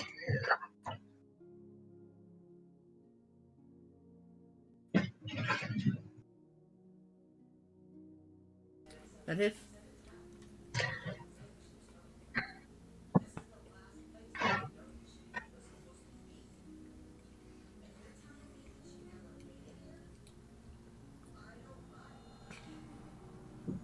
there goes.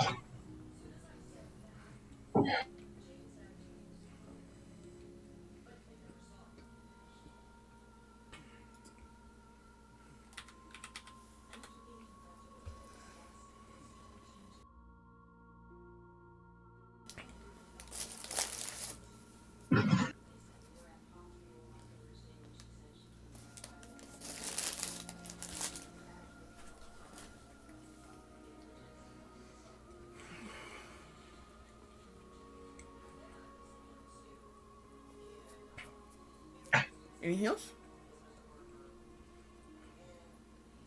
Oh, that's it. I did have sneak attack on that, right? Yes. See?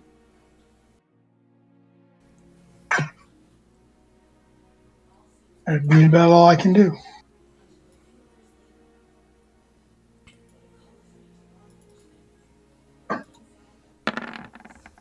And that is on Balakan.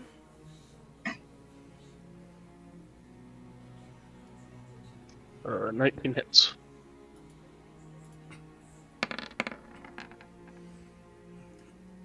Okay, you take 10 psychic. And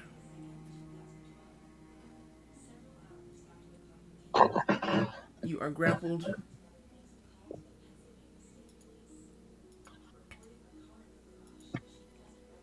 Uh, 5 psychic. I'm resistant.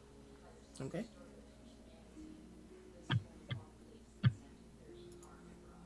You are grappled and will take additional damage each round until you break the grapple. Until you break the grapple.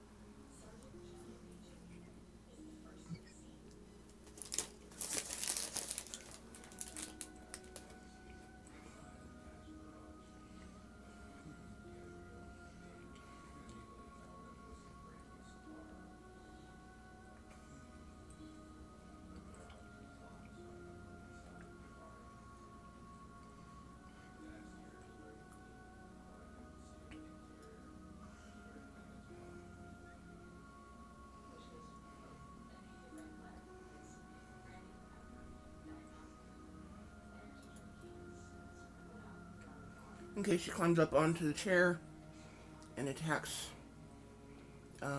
Reardon.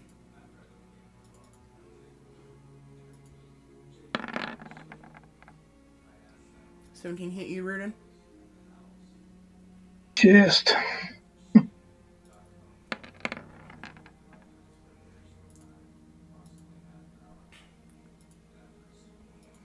Okay, you are grappled and will continue to take some damage each round until you run. Until you break the grapple. You currently just took 13 points of psychic damage.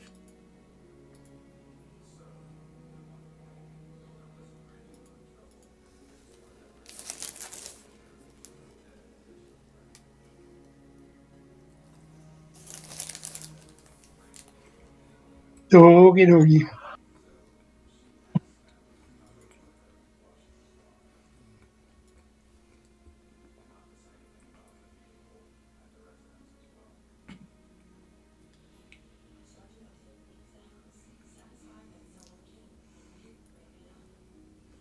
Okay, attacking Gear Airmill.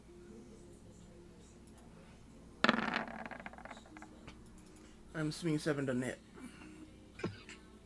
No, it doesn't.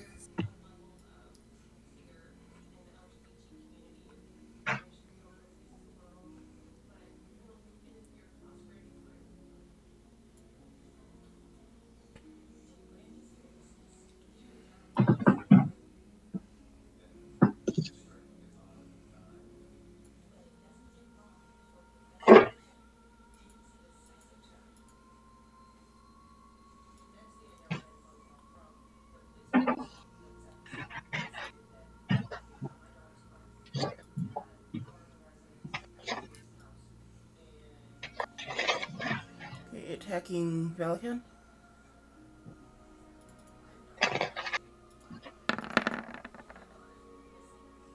13. Negative. Okay, Airmill, it's your turn.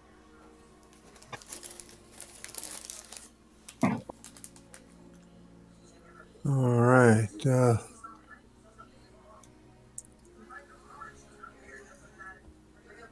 Kind of feel like somebody's trying to gang up on me.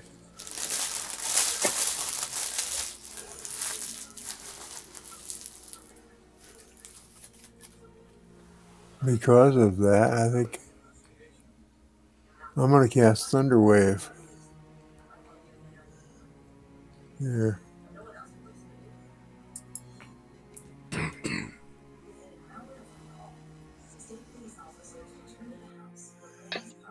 Yeah.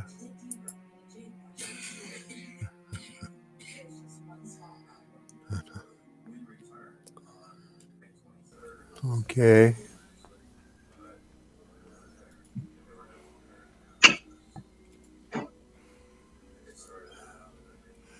So that should hit a whole bunch of them, right?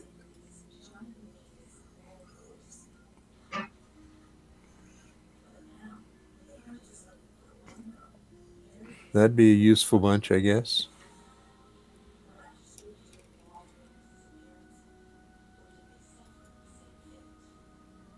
That when it does some damage and it pushes them back, right?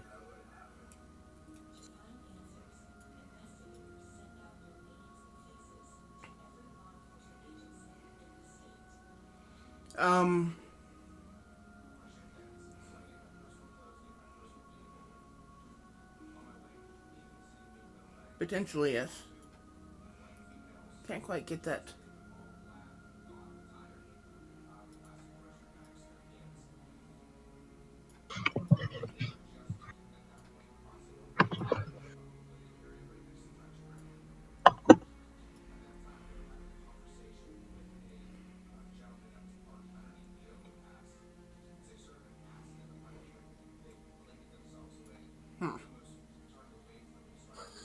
Well, I would think that with me in this position, that the 3 in front of me and one above that, isn't it going to be a square of 3 by 3? Yeah, it should be like that. It could be. Yes. Or it could be like that. I'm Okay. assuming you want to get as many as you want, or you can. Yes. Exactly. That looks pretty good right there.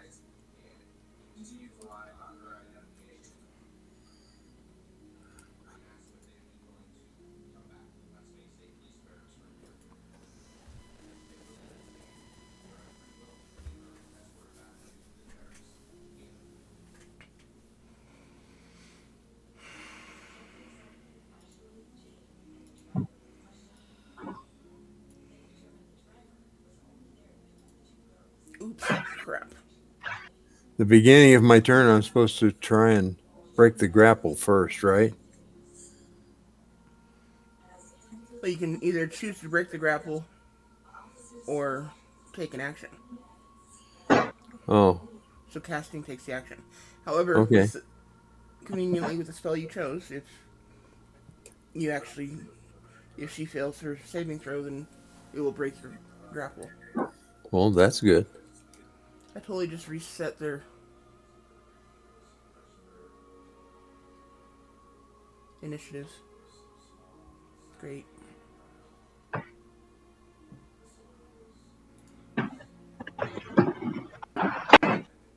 This is a con check.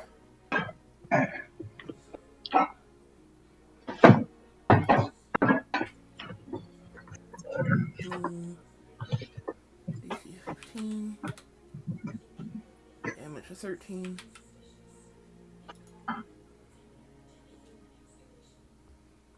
Half.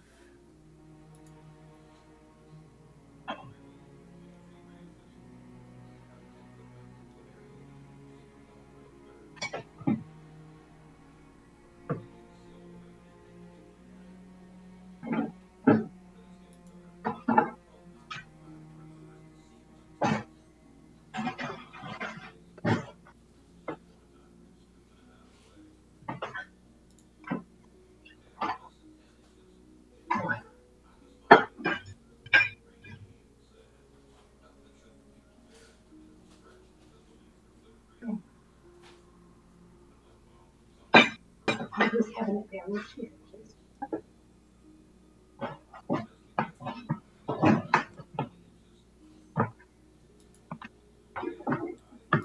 Is that all? Here, here.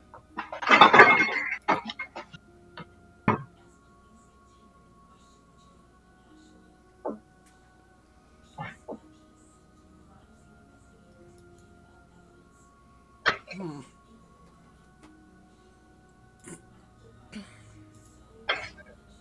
Found a new button on the microwave. Auto reheat.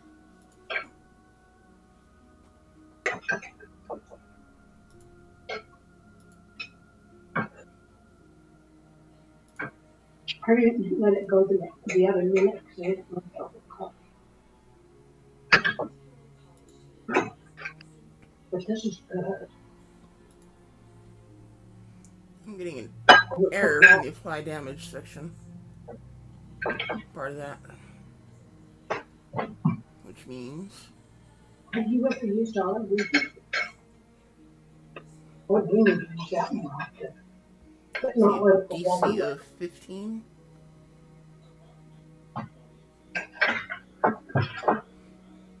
Only one succeeded.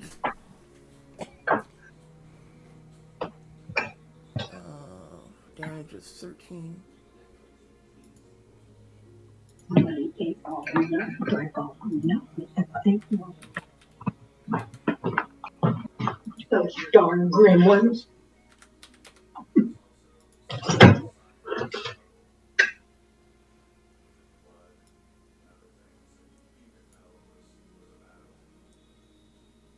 Don't feed the gremlins water. Told you not to get the gremlins water.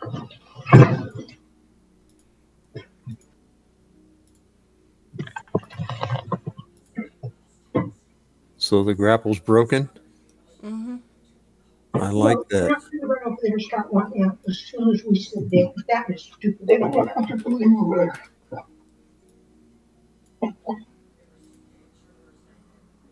You got a bag? No, I can't use this. Okay.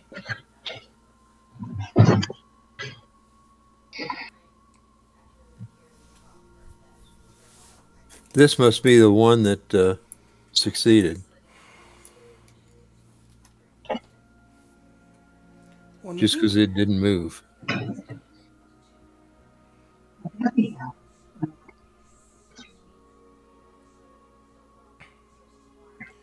One would think.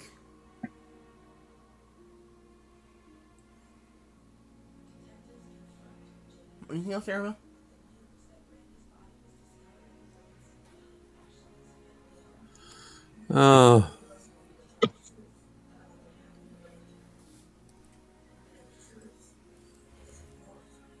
No, I don't think so right now.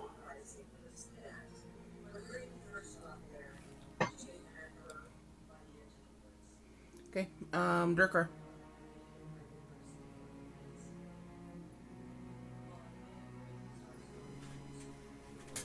This guy's got his work cut out for him tonight. Yep. I need everybody to make me or not everybody, but all the enemies to make me a DC 14 Wisdom save.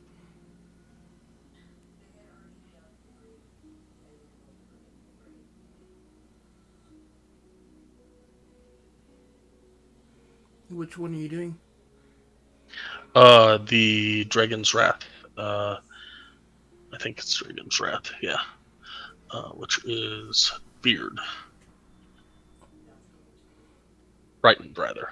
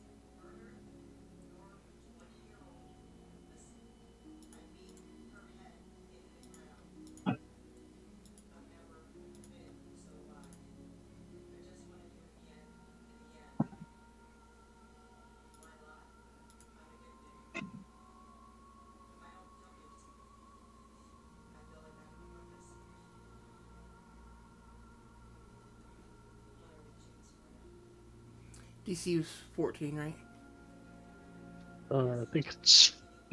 Well, I forget. Yes, 14.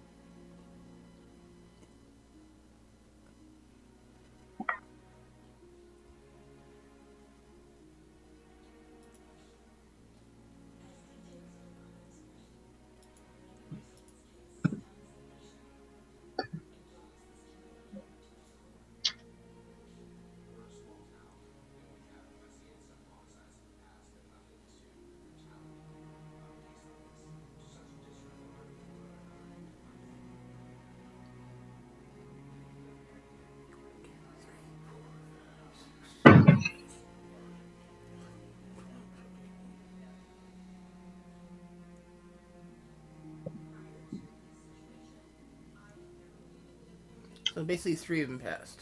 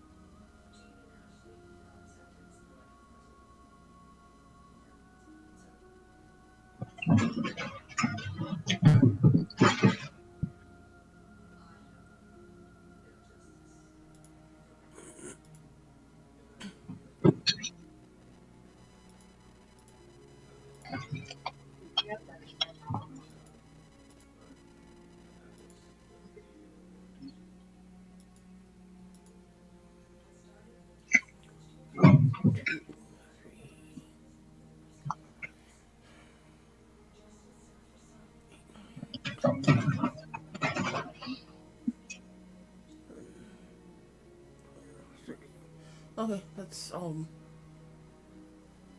this is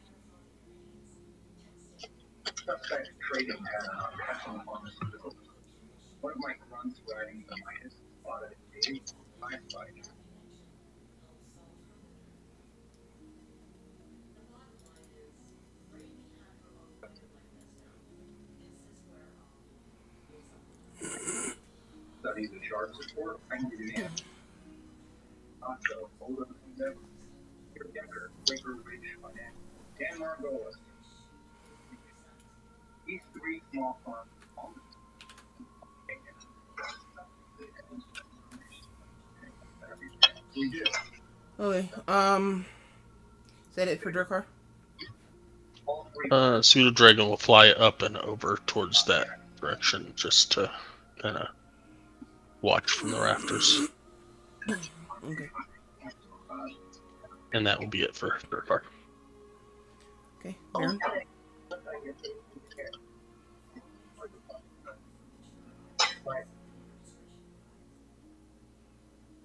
Baron will attack the one that Reardon is attacking.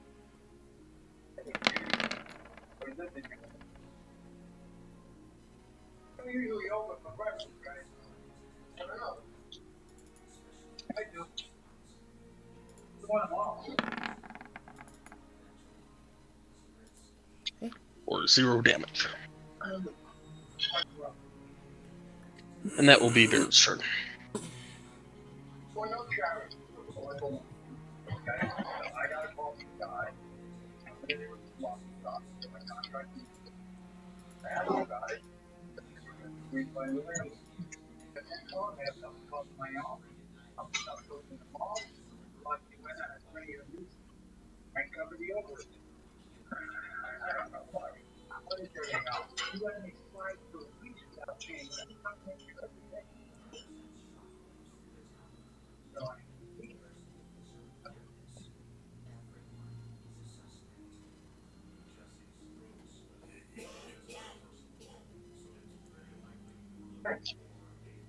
This is still the first round, right?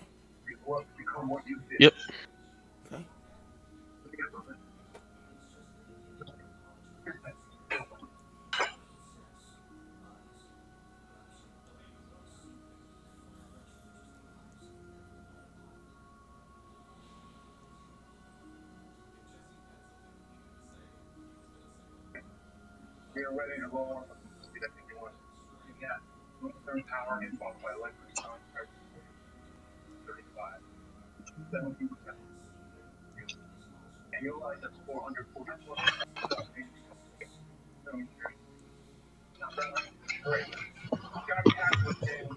Okay, I'm going to look at Durkar. I'm going to say he has advantage on this saving throw due to the fact that I am frightened of him. But give me a wisdom saving throw.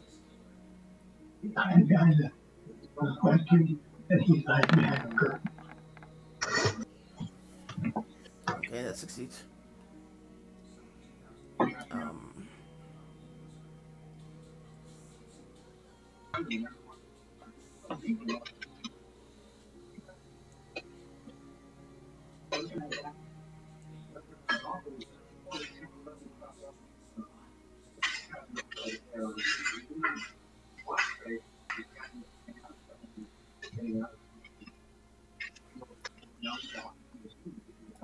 Okay, that does nothing to you.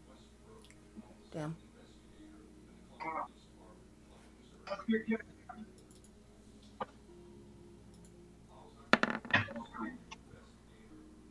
However, that one is no longer frightened. Is there any more?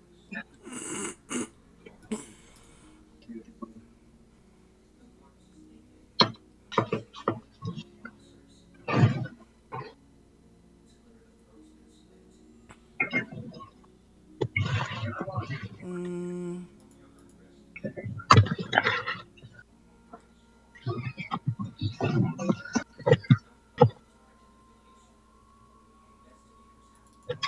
I think she's just gonna stay there.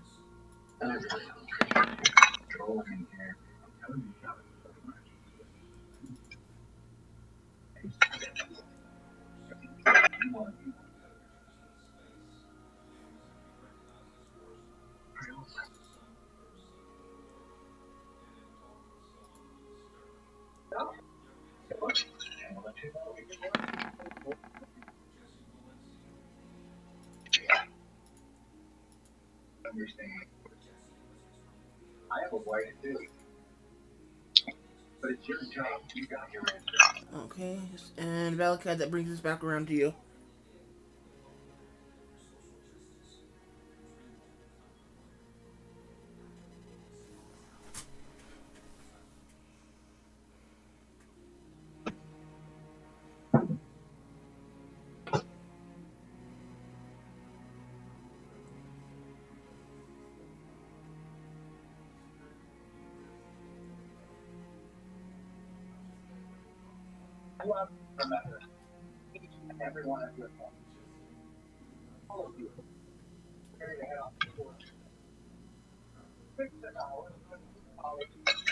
Yep, we will do another Toll the Dead.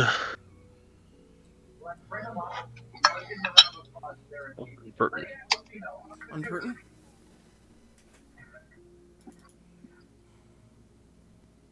If I can find Toll the Dead there.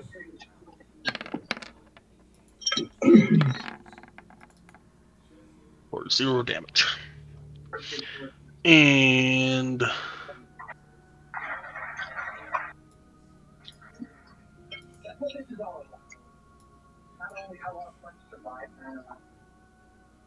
that'll be it.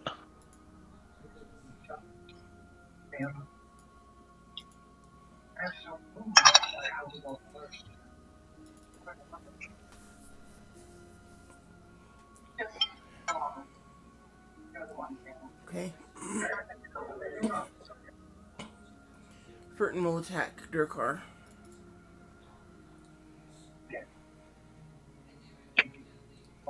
With the Eldritch Blast.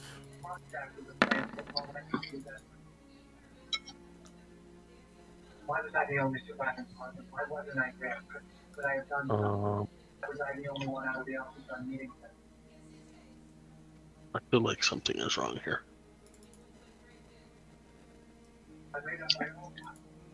He took off his armor because he was walking around town trying to look drunk. Gotcha. That was last night before everything else.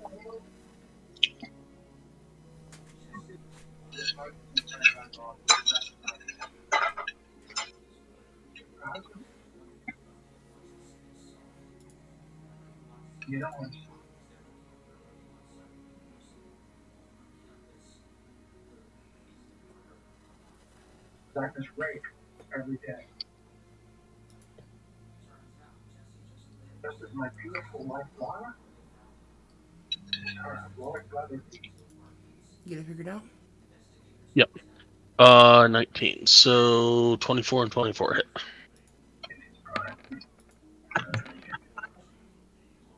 8 points of damage. You know, that seems to hit a whole lot harder in Baldur's Gate. It does. But I think it's if you have Agonizing Blast on there for the bonus charisma damage. That could be.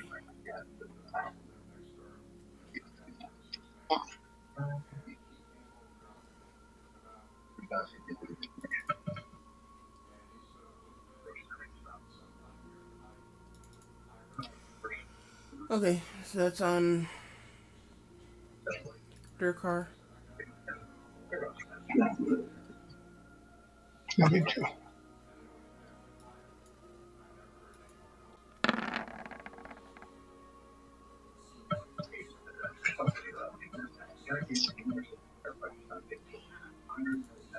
Okay, this one will attempt to attack Baron.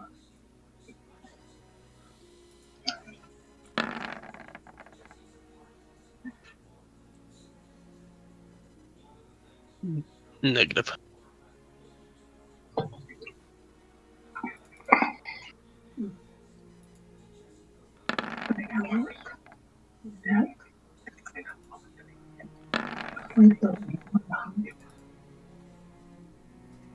Oh crap, that one's in range.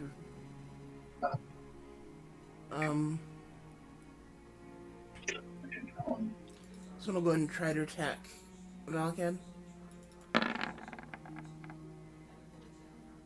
Negative.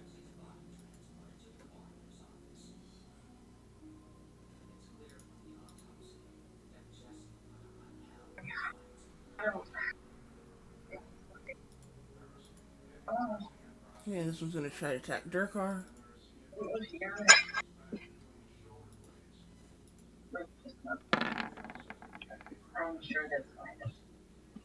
Negative.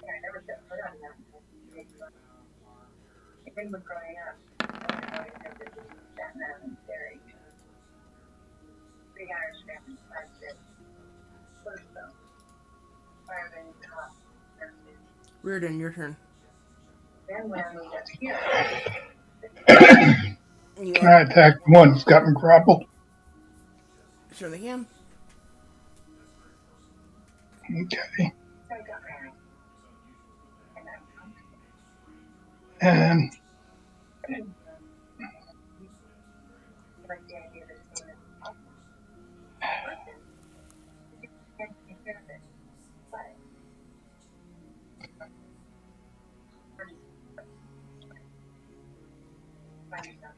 two longbow again.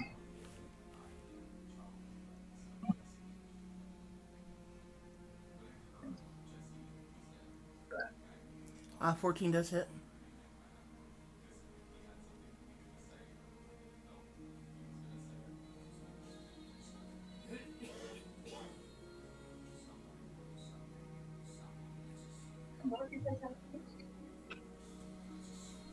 What does he have disadvantage? He's using a longbow at range.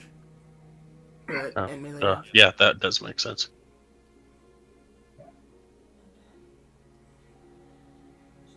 See, that's what? 25? No, No, 17. 17. No crit.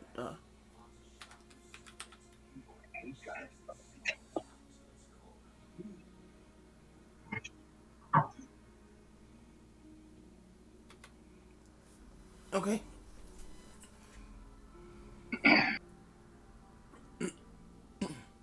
Bonus action.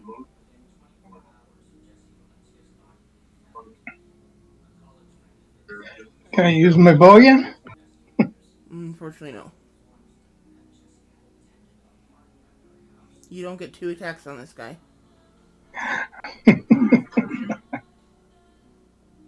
Well, I didn't want to put my bow down and pick up my. I was trying to think how to do this. Can I do that now as a bonus action? Switch weapons? Drop your bow and switch to your offhand.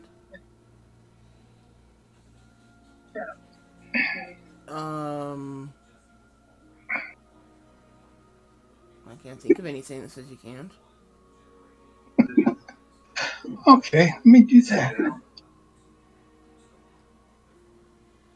You actually have to drop the bow on the ground to do it. I did. Yeah, I know. Okay. 15 hits. Man. Nothing is working. For 2 points of damage. Well, that's too close to the dying for him. Yeah. It is. anything else for you, Riordan?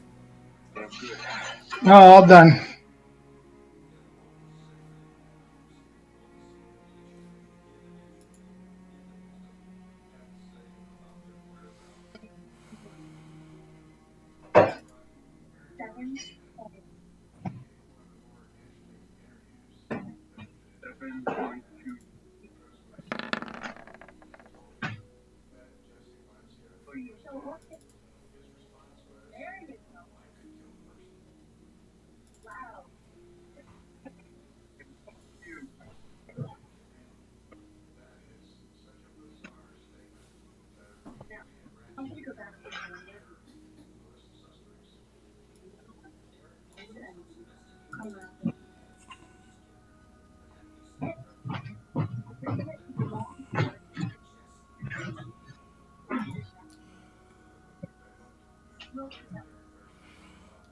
Okay, Valakad, you take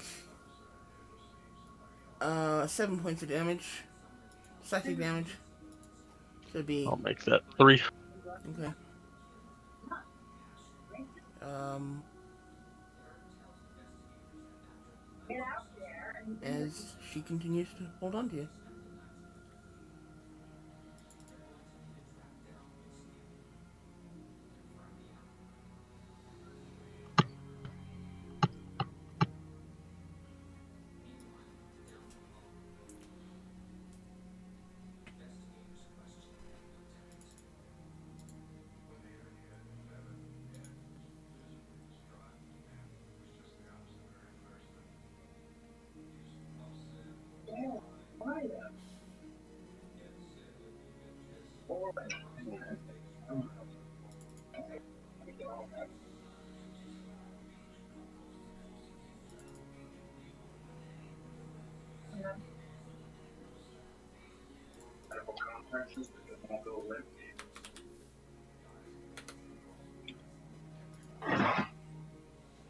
I forgot to do something. Give me a second.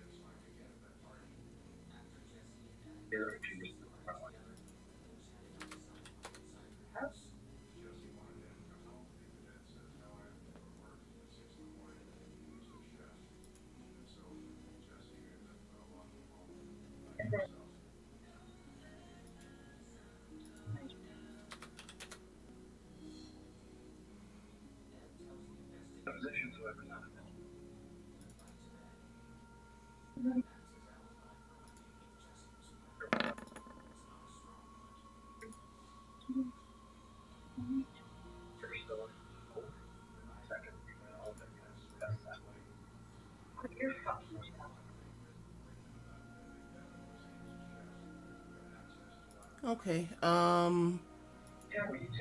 Reardon, you take 9 points of psychic damage as this one continues to hang on to you.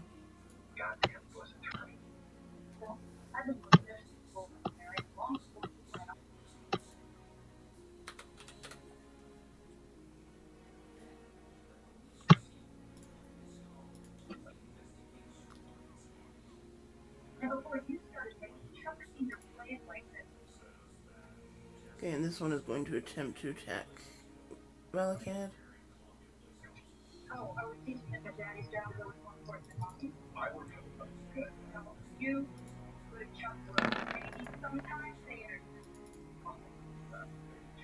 Negative.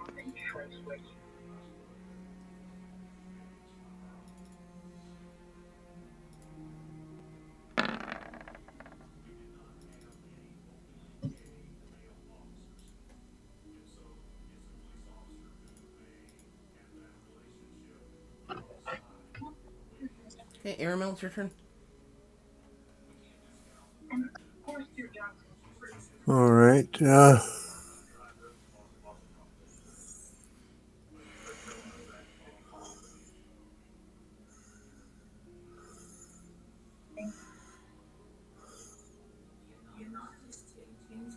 I think I'm going to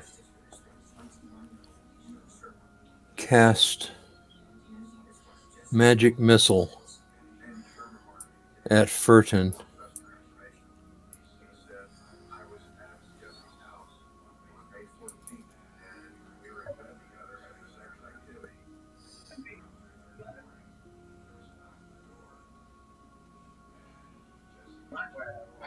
Okay.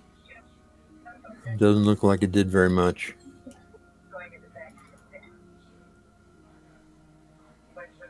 It is. What, 6 points of damage? Yeah, that's what I read. I don't get anything for that stealth, right? No, Huh. not yet. Okay. Well, it's 6 points, I guess. Okay. And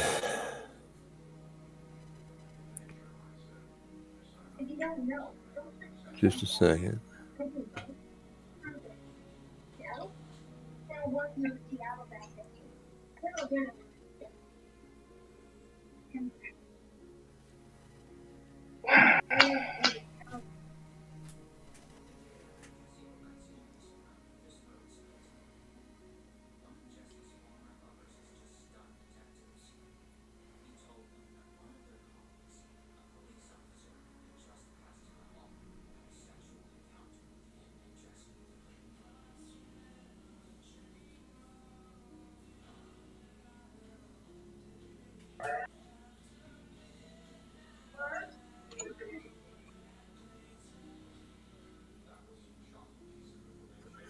I guess that's the end of my turn.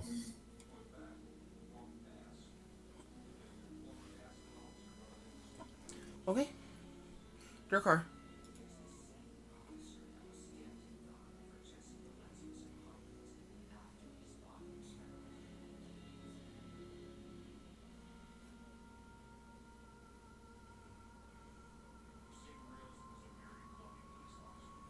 He's just gonna hit the one in front of him.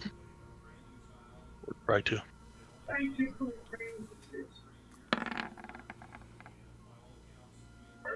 19 hits.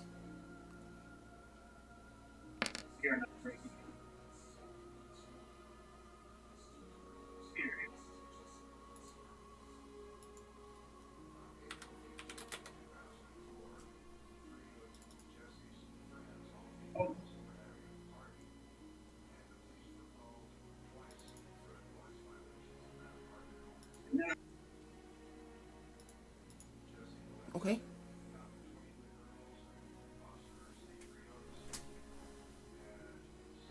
I think that'll be it for him.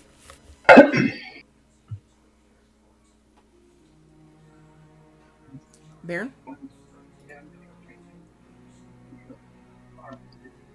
Baron will do Toll the Dead on that same one.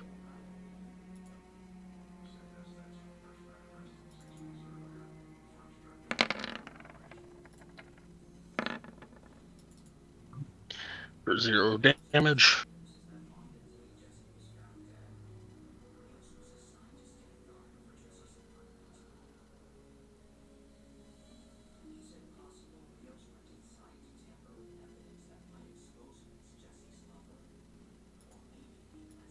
Okay, this one will step forward and attack Baron.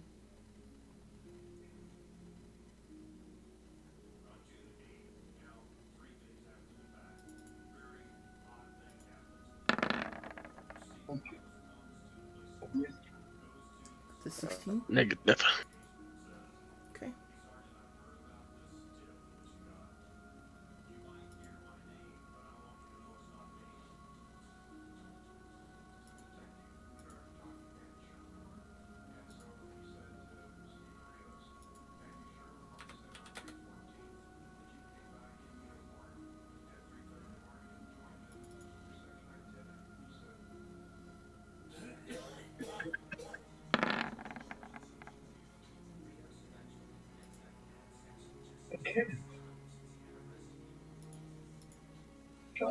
Okay. This one.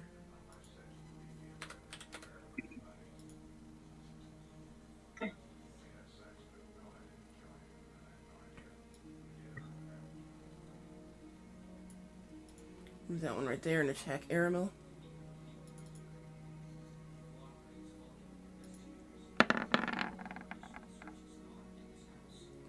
And not hit.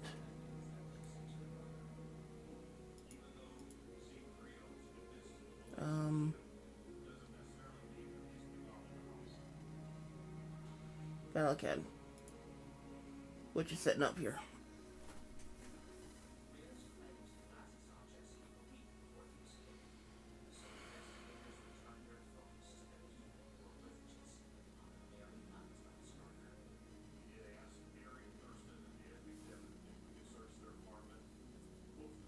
With that, can I get the living doll northeast of Aramil and the red one below Furton? Or no?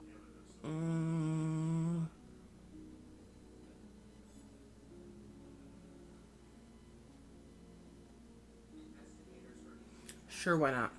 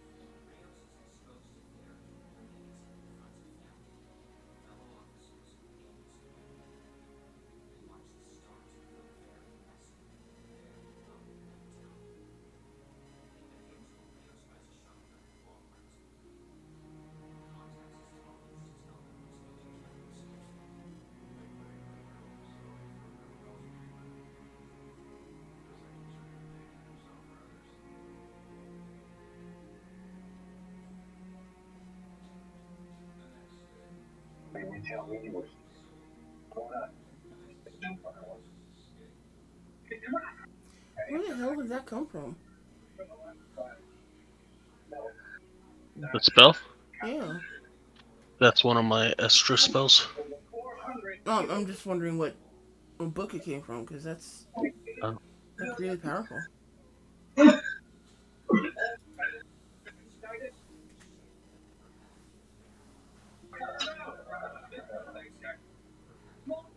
Fizbin's. Should have known.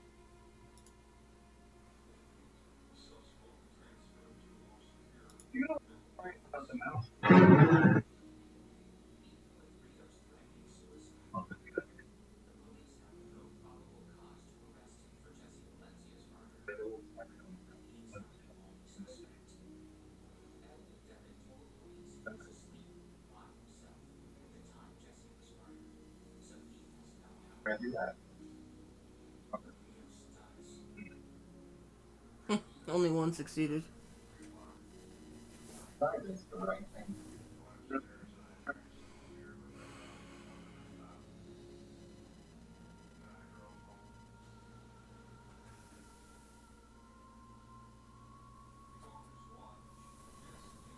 Okay. Um. Anything else, Falcon? That will be it. And except for the one that succeeded, everybody else should be reduced to 0. Indeed. Grappled.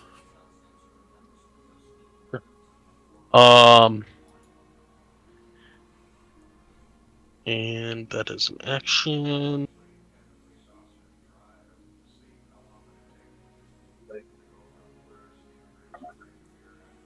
I think that'll be it.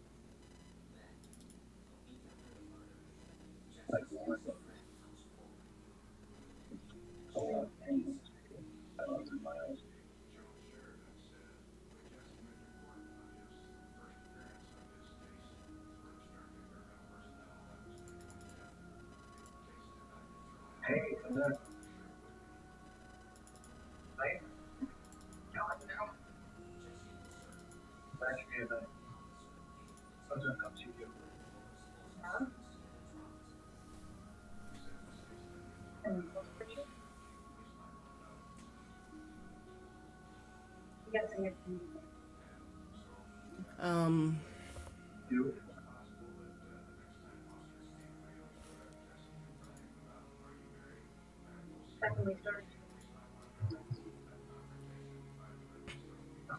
Let's shoot. Airmail.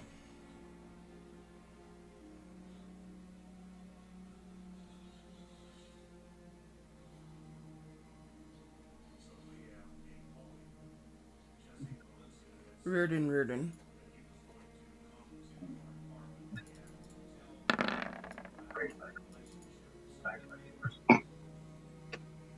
So Airmail 27 hits you.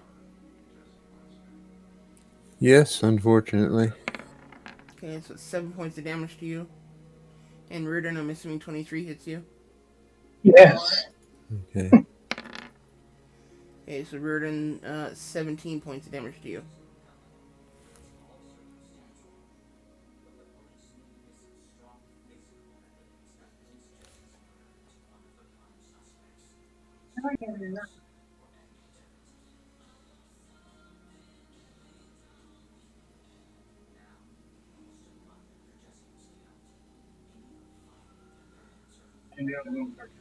This one will reach forward and unhinder this one.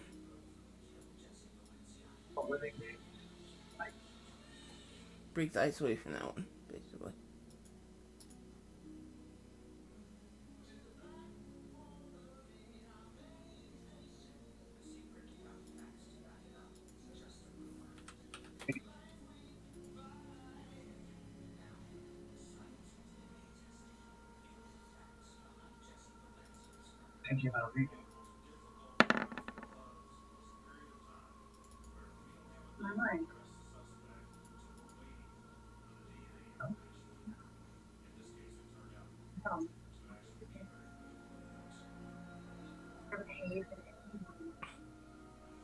Okay, this one will break the zone ice off.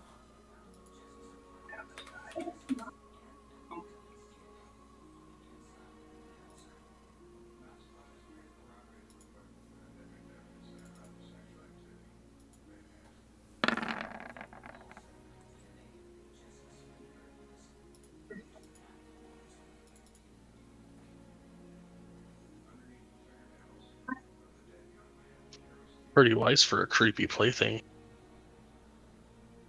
Okay,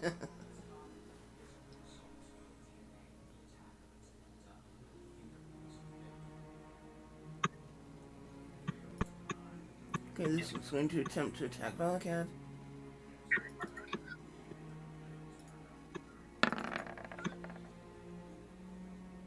Negative.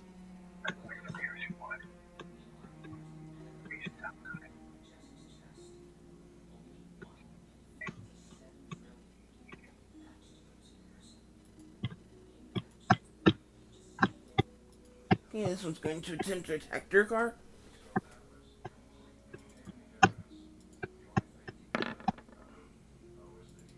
That'll hit. Okay, Durkar is grappled, takes 13 points of psychic damage. And he's grappled, he'll take additional damage each round until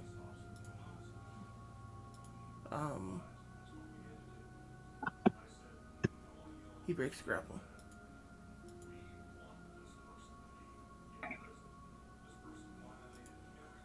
Okay.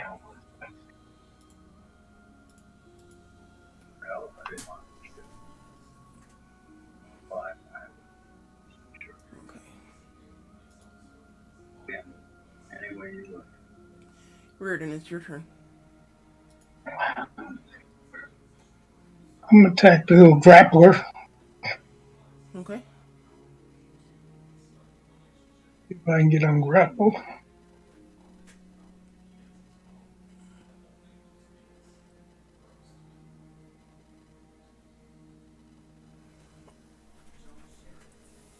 Can certainly try.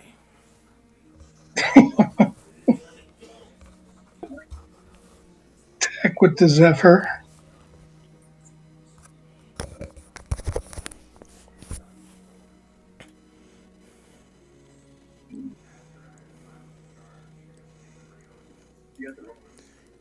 Fortunately 10 doesn't hit. Son of a gun.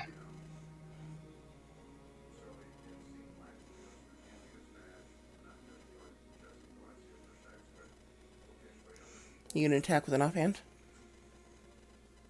Yep.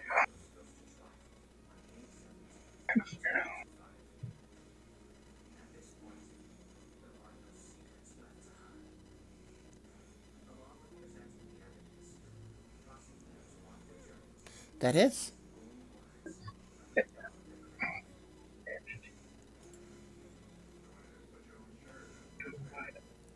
For 13 points of damage.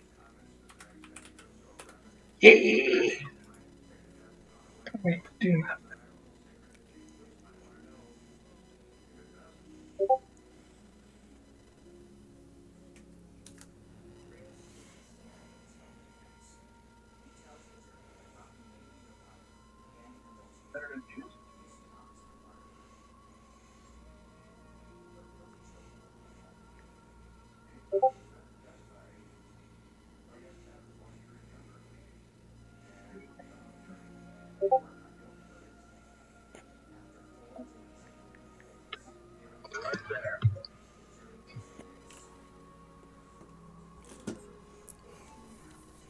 Okay, anything else, Reardon?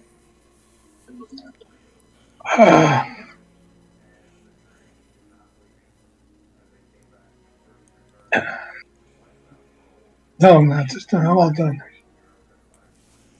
Okay.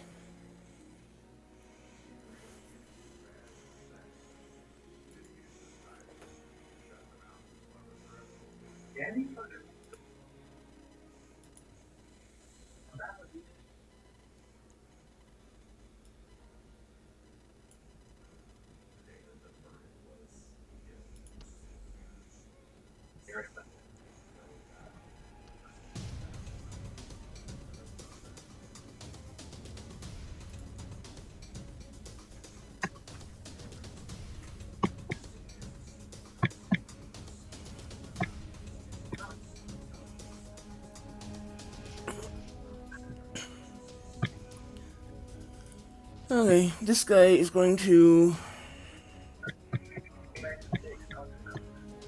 reach over and break the freeze on this one. Because he can. He's standing right there. Doing nothing.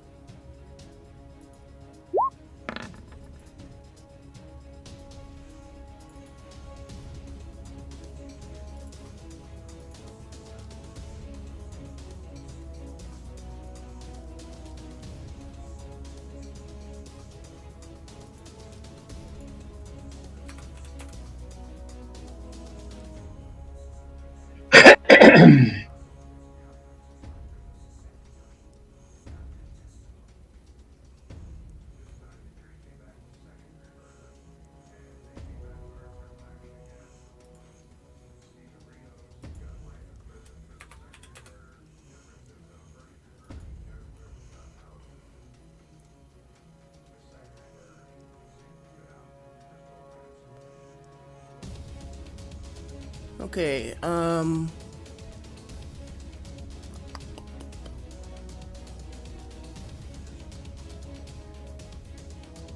Valcad, that is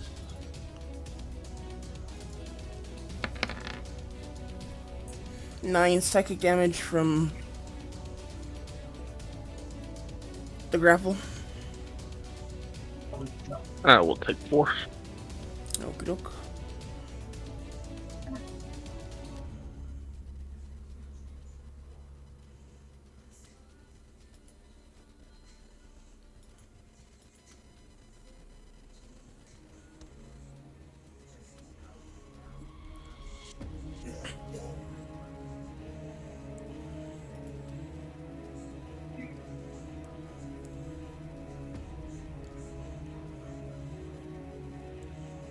And this one.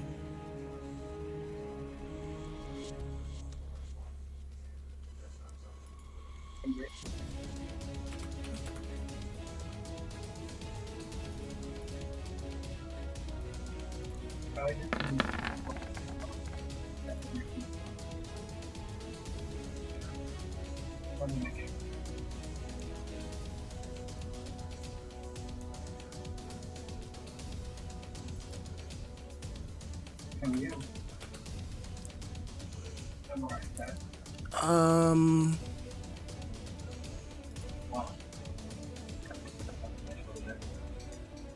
Reardon, you take 11 points of psychic damage from the grapple. I'm on the ground.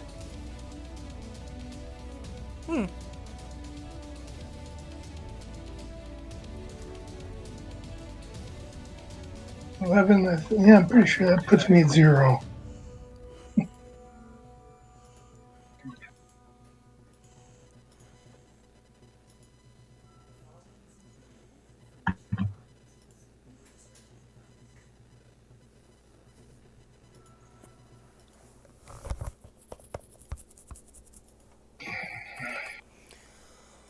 Okay, Reardon goes down.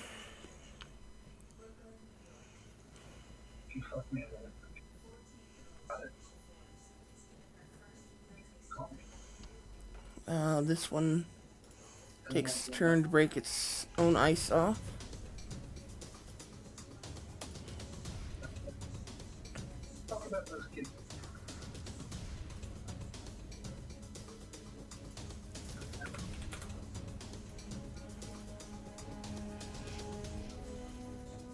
Aramil, you just saw Reardon go down right behind you. Yes, I did.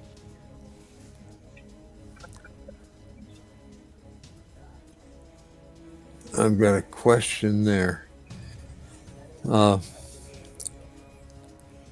this point, I have not used a weapon. So, can I draw a weapon and use it? Or... Yeah. Okay. So I just... make sure we're still following the rules right. Okay. Then, well,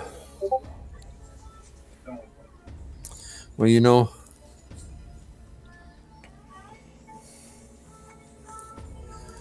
I may not want to do that just yet. I thought instead of doing that, I'm going to fire that firebolt to Furton.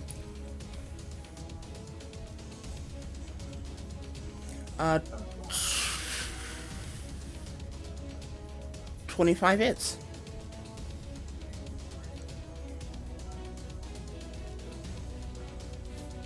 For 17 damage. That's all right. I don't get the sneak. Nope. Oh, okay. Well, be nice, but I'll take what I got.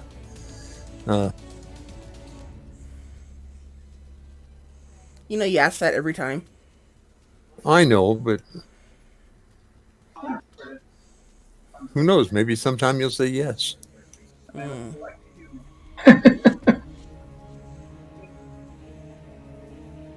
So anyway, I got that much damage on Furton. And how's he looking?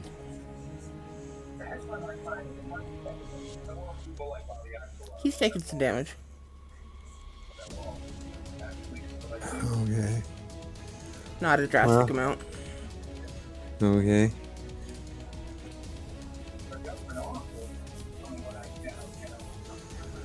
Let's see. I'll use my bonus action to feed a healing potion to... It takes an action to feed a potion to someone. Oh, it does. Bonus Okay. action to drink one yourself. Okay. Okay, well, I can't do that then. You could drink one. Yeah, I could. I was trying to help Reardon.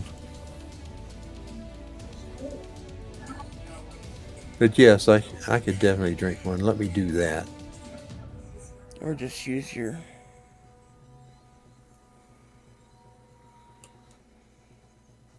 second wind. Wrong character.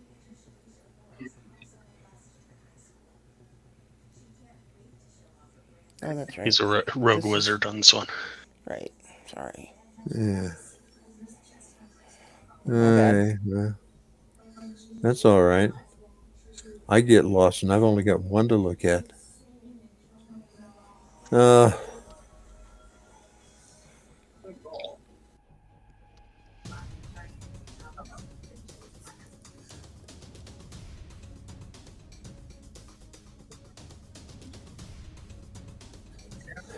So that's was it 2d4?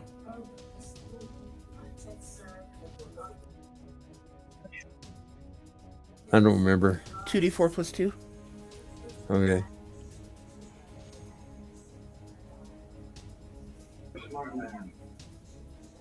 So 9. Yes. Nice roll.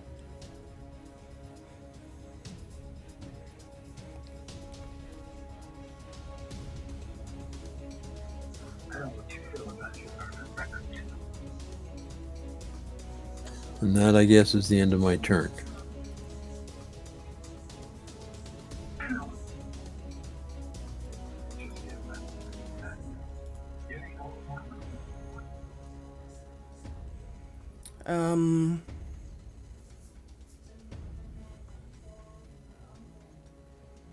Dirkar. Your car will strike out at the one in front of him. That hits. Yeah, that killed him.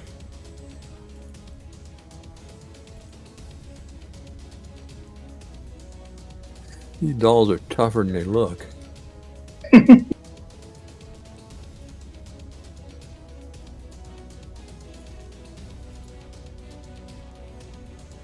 And then strike out at this one here. Okay. That hits.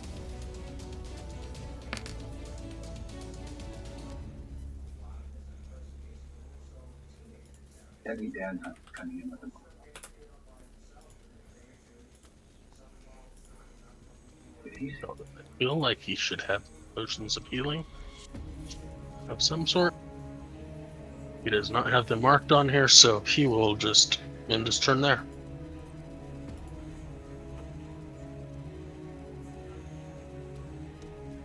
Maybe they're on his Oh, treasures page. no, they're down in his items. He has 2 potions of greater healing, so he'll use one of his potions of greater healing. Okay. But that would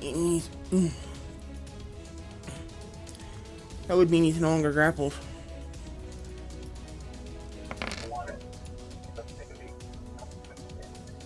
Oh, that sucks.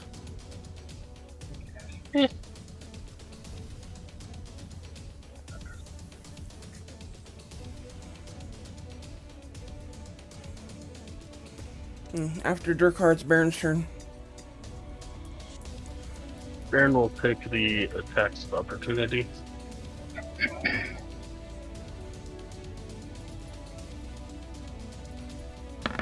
Try and get to Rudin.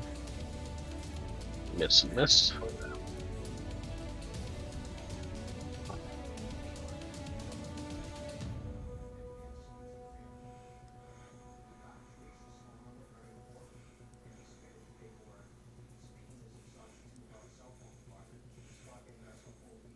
Doesn't a downed character turn... Never mind.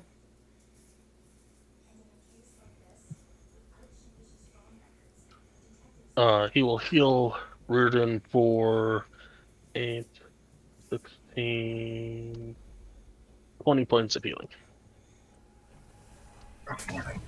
Nice. I'll take that. Thank you. And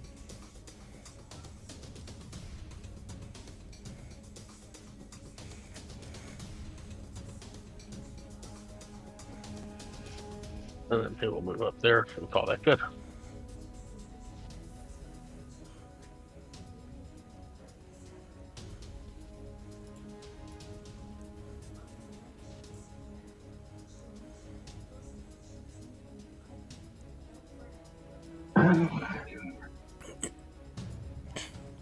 Okay, then we'll move up there. Attempt to attack Durkar.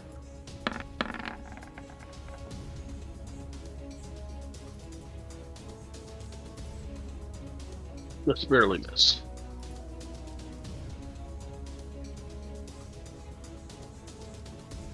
Okay, that one's gonna break the ice off of herself.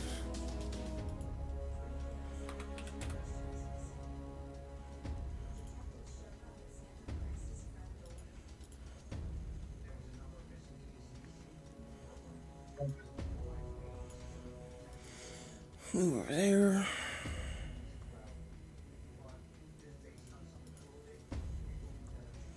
That one is going to attempt to attack Baron.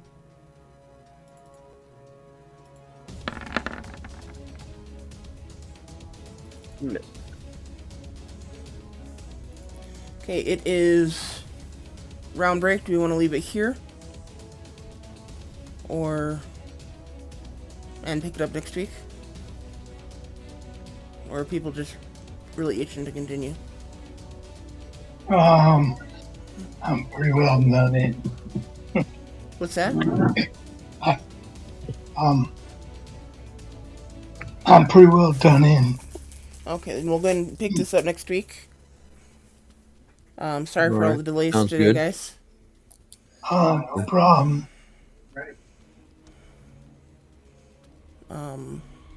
I'll see some of you on Sunday. Oh, all of us, actually. But have a good one, Ken. Hope you're feeling better. Oh, me too. Okay, good night, all. Good night. Bye.